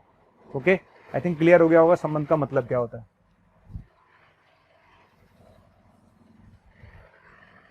अब इसमें हम कुछ एग्जांपल्स ले लेंगे संबंध के ऊपर समझाने के लिए। जैसे मैं आपको एक एग्जांपल लेकर समझाता हूं। देखिए, ए बराबर लिया मैंने 1 2, बी बराबर लिया मैंने 3 4 5। ओके, अच्छा, मैं एक संबंध बताता हूं ए से बी में, मैं ए से बी में एक संबंध बता रहा हूं आपको। संबंध क्या है? ए बी से छोटा है। संबंध क्या बता रहा हूं? पहला क्वेश्चन है मेरा, फर्स्ट क्वेश्चन है। मैं संबंध बता रहा हूं कि ए और बी में जो संबंध है वो ये है कि ए बी से छोटा है। अच्छा, ए कौन है? ये ए है। बी कौन है? बी ए है। ओके, तो आपसे पूछा गया है कि भैया बताओ संबंध क्या होगा। तो बहुत आसान है, कैसे लिखेंगे अच्छे से समझना। ए बी से छोटा है, ए बी से छोटा है, तो क्या एक 3 से छोटा है? यस है। क्या एक 4 से छोटा है? है। क्या एक 5 से छोटा है? बिल्कुल है। तो एक 3 से छोटा है, एक 4 से छोटा है, एक 5 से छोटा है। इसी तरह से 2 3 से छोटा है, 2 4 से छोटा है और 2 5 से छोटा है।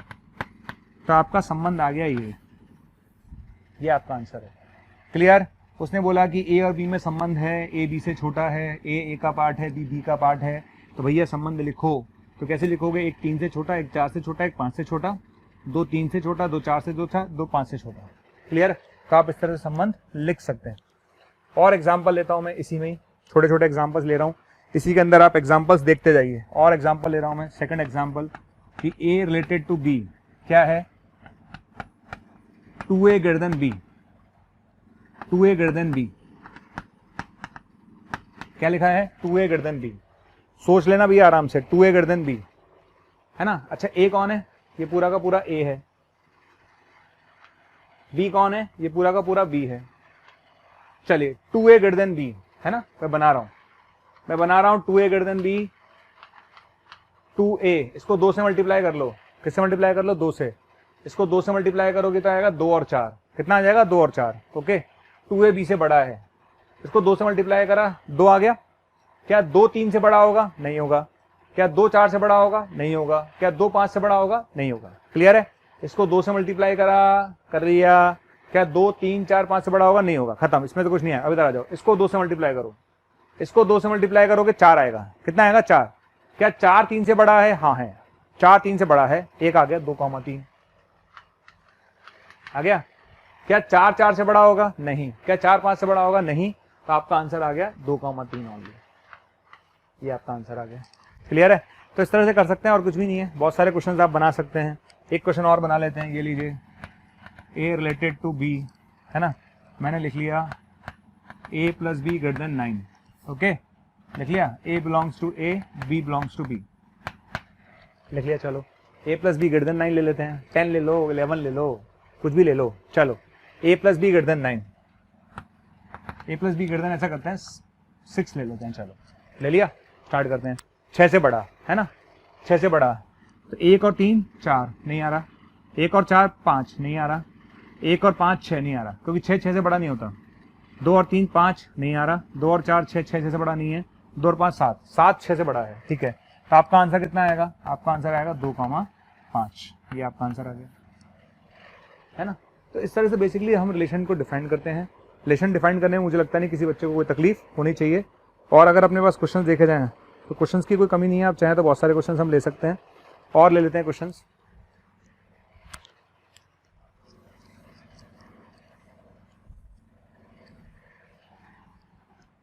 चलिए एक क्वेश्चन और ले लेता हूं मैं। क्वेश्चन मेरे पास है a बराबर 1 2 3 4, ओके, और b मैंने ले लिया 5 6 7, ओके, ले लिया मैंने।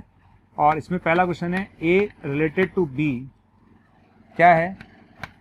रिलेशन यह है कि अपने पास a प्लस b 4 से बड़ा है, a है और b है। करें स्टार्ट।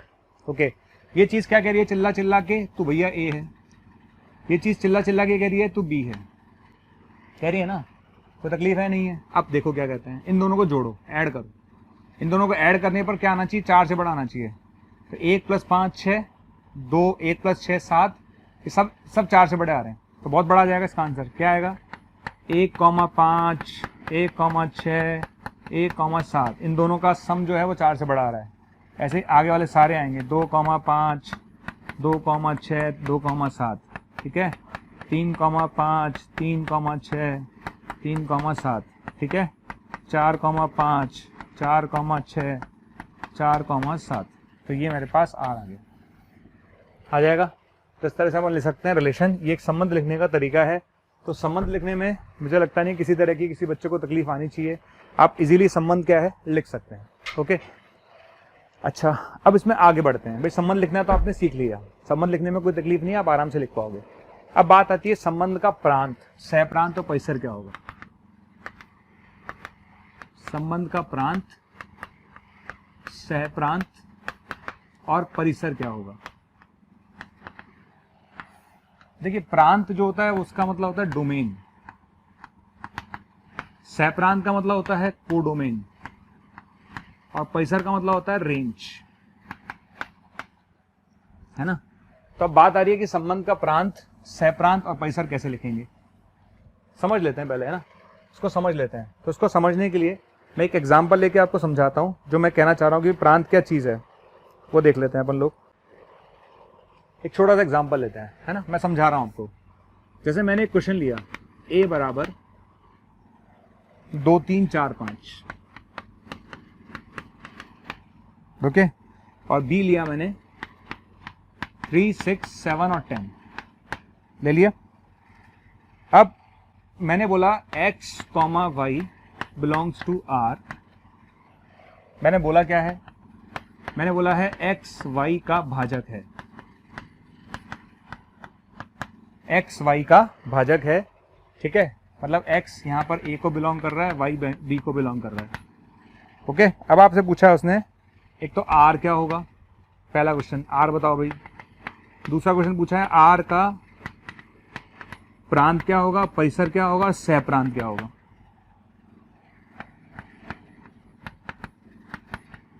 ठीक है, ये दो चीजें उसने पूछी हैं अपन से। और लगे हाथ उसने पूछा है आर इनवर्स क्या होगा, है ना। आर इनवर्स का मतलब मैं आपको समझाऊंगा अभी। पहले हम समझ लेते हैं परिसर क्या होता है, प्रांत क्या होता है। तो एक बात तो समझ में आ गई कि भैया ये जो चीज आप देख रहे हो ना, ये सारी चीजें तो एक्स हो गई और ये सारी चीजें क्या है, वाई हो गई, ओके। ये कौन है एक्स, ये कौन है वाई। क्लियर है, इसमें तो कोई दिक्कत है नहीं किसी तरह का, मेरे ख्याल से कोई कंफ्यूजन होना भी नहीं चाहिए, है ना। ये एक्स और ये वाई है ना। अब आप बोल रहे हो कि एक्स वाई का भाजक है, एक्स वाई का भाजक है, ठीक है। चलिए देख लेते हैं भैया, एक्स वाई का भाजक है। क्या 2 3 का भाजक है, नहीं है। क्या 2 6 का भाजक है, यस। 2 6 को डिवाइड कर देगा, ठीक है, यस। 2 6। क्या 2 7 को डिवाइड करेगा, नहीं। क्या 2 10 को डिवाइड करेगा, यस। हो गया। अब आ जाइए 3 पर। क्या 3 3 में भाग चला जाएगा, यस। क्या 3 का 6 में भाग चला जाएगा, यस, ठीक है। क्या 3 का 7 में जाएगा, नहीं जाएगा। 3 का 10 में जाएगा, नहीं जाएगा। 4 का 3 में नहीं जाएगा, 4 का 6 में नहीं जाएगा, 4 का 7 में नहीं जाएगा, 4 का 10 में नहीं जाएगा, छोड़ो। 5 का 3 में नहीं जाएगा, 5 का 6 में नहीं जाएगा, 7 में नहीं जाएगा, 10 में चला जाएगा। तो 5, 10 चला गया। ये मेरा संबंध आ चुका है। अब संबंध में प्रांत कैसे लिखेंगे, इंपॉर्टेंट है प्रांत। सुनना अच्छे से, प्रांत क्या होता है।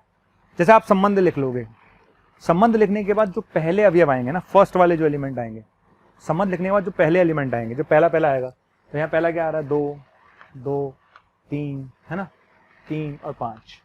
ये जो पहले अवयव आएंगे ना, वो कहलाते हैं प्रांत। क्लियर। किसी भी संबंध को जब आपने लिख लिया तो उसके जो पहले अवयव आते हैं ना, वो कहलाते हैं प्रांत। तो प्रांत क्या हो गया, प्रांत आएगा 2 3 और 5। समझ आ गया। तो जो पहले अवयव आएंगे वो कहलाते हैं प्रांत, और जो बाद वाले होंगे ना वो कहलाते हैं परिसर। परिसर, तो बाद वाले जो होंगे परिसर कहलाएंगे। तो परिसर कौन से होंगे, जो बाद वाले होंगे, यानी 6 और 10, 3 6 और 10, है ना। एक ही बार लिखना है, कुछ चीज 2 बार आ रही है तो परिसर कितना हो गया, 3 6 और 10। क्लियर है।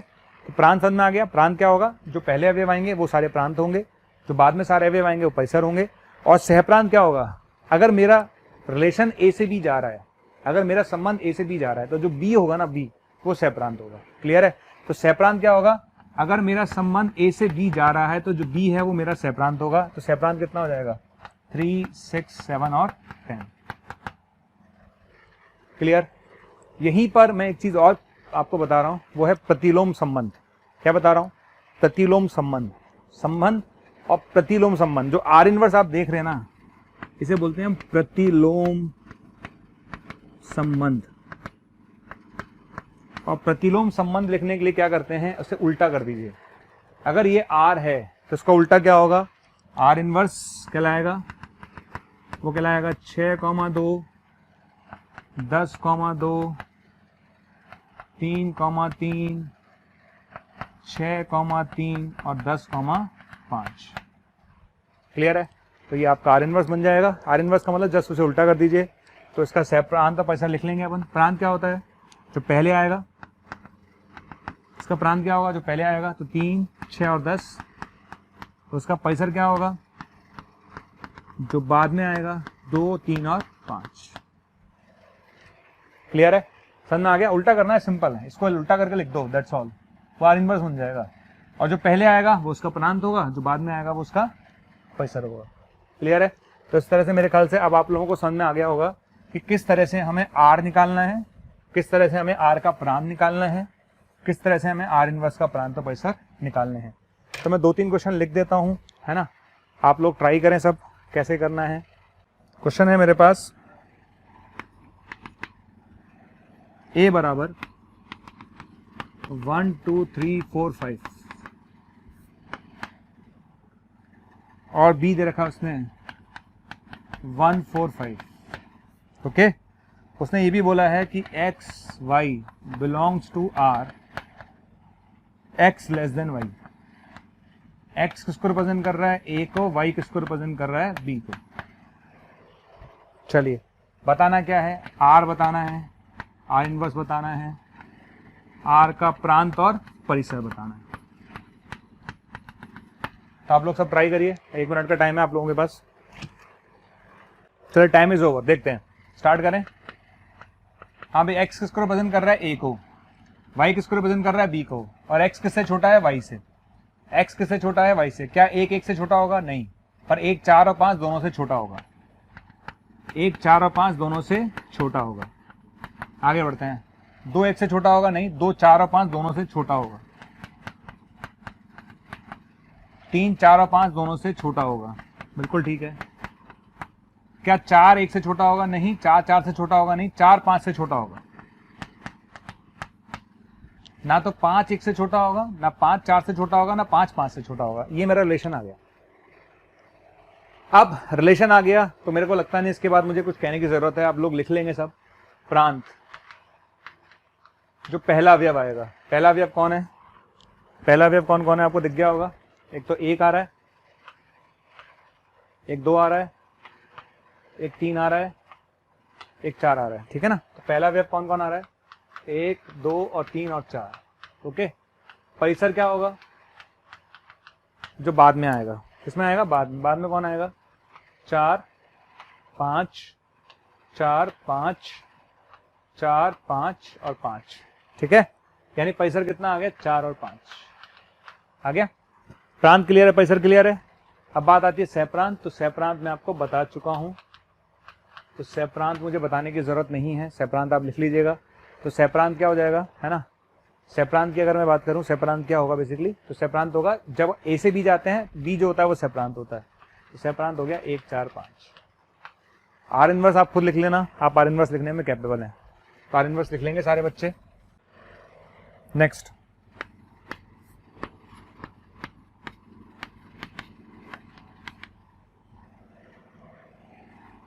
पूर्णांकों के समुच्चय Z पर एक संबंध R इस प्रकार परिभाषित है,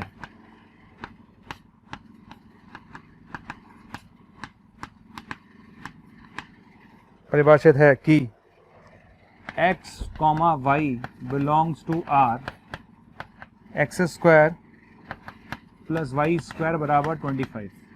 ओके, पूर्णांकों के समुच्चय Z पर एक संबंध R इस प्रकार से परिभाषित है कि x y belongs to R, x square plus y square 25 है। ओके, अच्छा, यहाँ पर समझ में आ गया क्वेश्चन क्या है, पूर्णांकों के समुच्चय Z पर, यानी x भी पूर्णांक है और y भी पूर्णांक है ना, x भी पूर्णांक है और y भी पूर्णांक है, और उसे संबंध परिभाषित किया है x square plus y square equals to 25।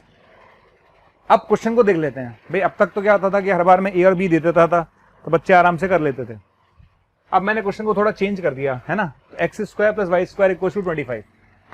तो अब आपको पता क्या करना है, आपको रिलेशन तो ढूंढना ही है, लेकिन आपको करना क्या है, आपको वो वैल्यू लेनी है जिस पर x की पूर्णांक वैल्यू पर y की पूर्णांक वैल्यू आए, x की पूर्णांक वैल्यू पर y की पूर्णांक वैल्यू आए। तो अगर मैं x का मान 0 लेता हूं तो y का मान आएगा +-5, बिल्कुल ठीक है। अगर मैं x का मान 0 लेता हूं तो y का मान आएगा +-5, ओके करेक्ट है। अगर मैं x का मान 1 लेता हूं तो y का मान पूर्णांक नहीं आएगा। अगर मैं x का मान 1 लूंगा तो y का मान पूर्णांक नहीं आएगा। x का मान 2 लूंगा तो y का मान पूर्णांक नहीं आएगा। x का मान अगर मैं 3 लूंगा तो y का मान पूर्णांक आएगा +-4। x का मान अगर 4 लूंगा तो y का मान आएगा +-3, ओके। 3 लूंगा तो +-4 आएगा, 4 लूंगा तो +-3 आएगा। अगर मैं x का मान 5 लूंगा तो y का मान 0 आएगा, ओके। x का मान अगर मैं 6 लूंगा तो ये नेगेटिव हो जाएगा, जो कि संभव नहीं है। समझ में आगे मैंने क्या किया, जब मैंने x से 0 लिया +-5, मैंने 1 लिया, अगर आप 1 रखकर देखेंगे तो y का मान पूर्णांक नहीं आ रहा तो छोड़ दो। 2 लोगे तो y का मान पूर्णांक नहीं आ रहा, छोड़ दो। 3 लोगे तो पूर्णांक आ रहा है, बिल्कुल ठीक है। 4 लोगे तो पूर्णांक आ रहा है, 5 लोगे तो आ रहा है, क्लियर। तो क्या मैंने अपना संबंध परिभाषित कर दिया? बिल्कुल कर दिया सर। देखिए 101 परिभाषित कर दिया, क्या आएगा 0,5 0,-5, 0 के साथ +-5 आ रहा है। अब आ जाइए 3 के साथ, 3 के साथ 2 आ रहे हैं, कौन कौन से आ रहे हैं 3,4 और 3,-4 हो गया। अब 4 पर आ जाइए, 4 के साथ 2 आ रहे हैं, 4,3 4,-3। 5 के साथ आ जाइए 5,0। ये मेरा संबंध परिभाषित हो गया, क्लियर है।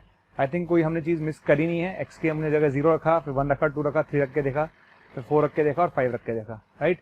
ये मेरा संबंध परिभाषित हो गया है।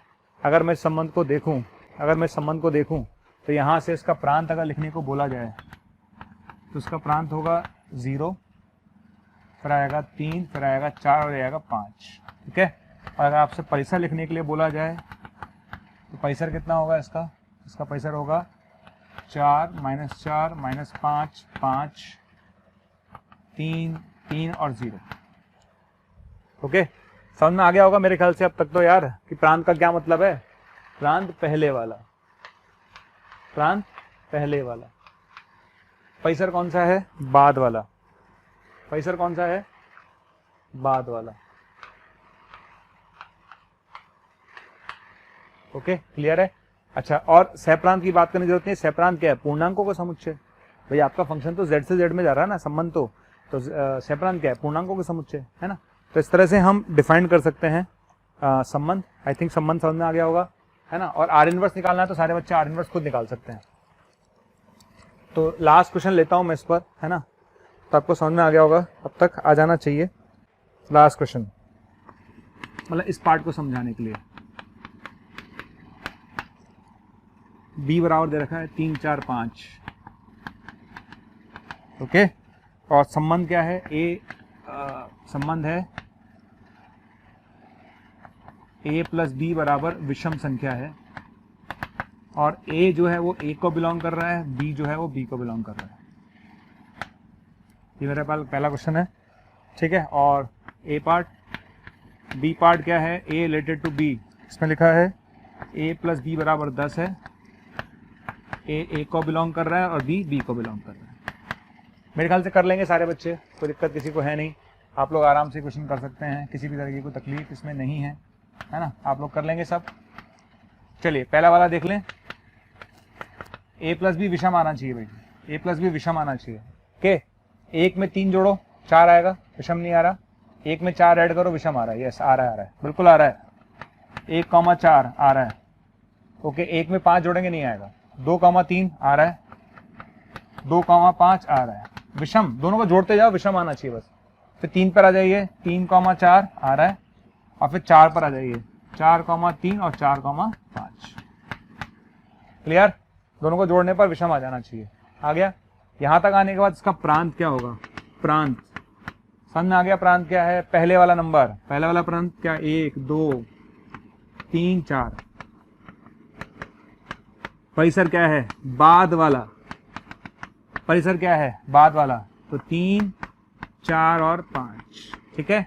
सहप्रांत क्या है, सहप्रांत भी आपका 3 4 5 ही है। सहप्रांत क्या है आपका, 3 4 5 ही है।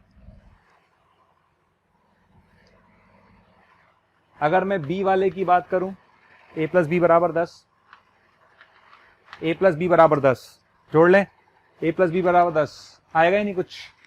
इसको एक काम करते हैं, a प्लस बी बराबर 9 कर लेते हैं, है ना। तो 1 और 3 4 कुछ नहीं आ रहा, इनको जोड़ने पे कुछ नहीं आएगा। 2 को जोड़ेंगे कुछ नहीं आएगा, 3 को जोड़ेंगे कुछ नहीं आएगा, 4 को जोड़ने पे 4 प्लस 5 9 आ जाएगा। तो अपने पास आएगा 4, 5 आ गया। तो ये अपने पास आ जाएगा। प्रांत बोलेगा, प्रांत आएगा 4, परिसर कितना आएगा 5। क्लियर है, प्रांत कितना है 4, परिसर कितना है 5। ठीक, तो यहां पर आपका फर्स्ट लेक्चर खत्म होता है। मैं सिर्फ 2-3 मिनट लूंगा, मैं रिकॉल कर रहा हूं, मेरी बात को दोबारा सुनिए।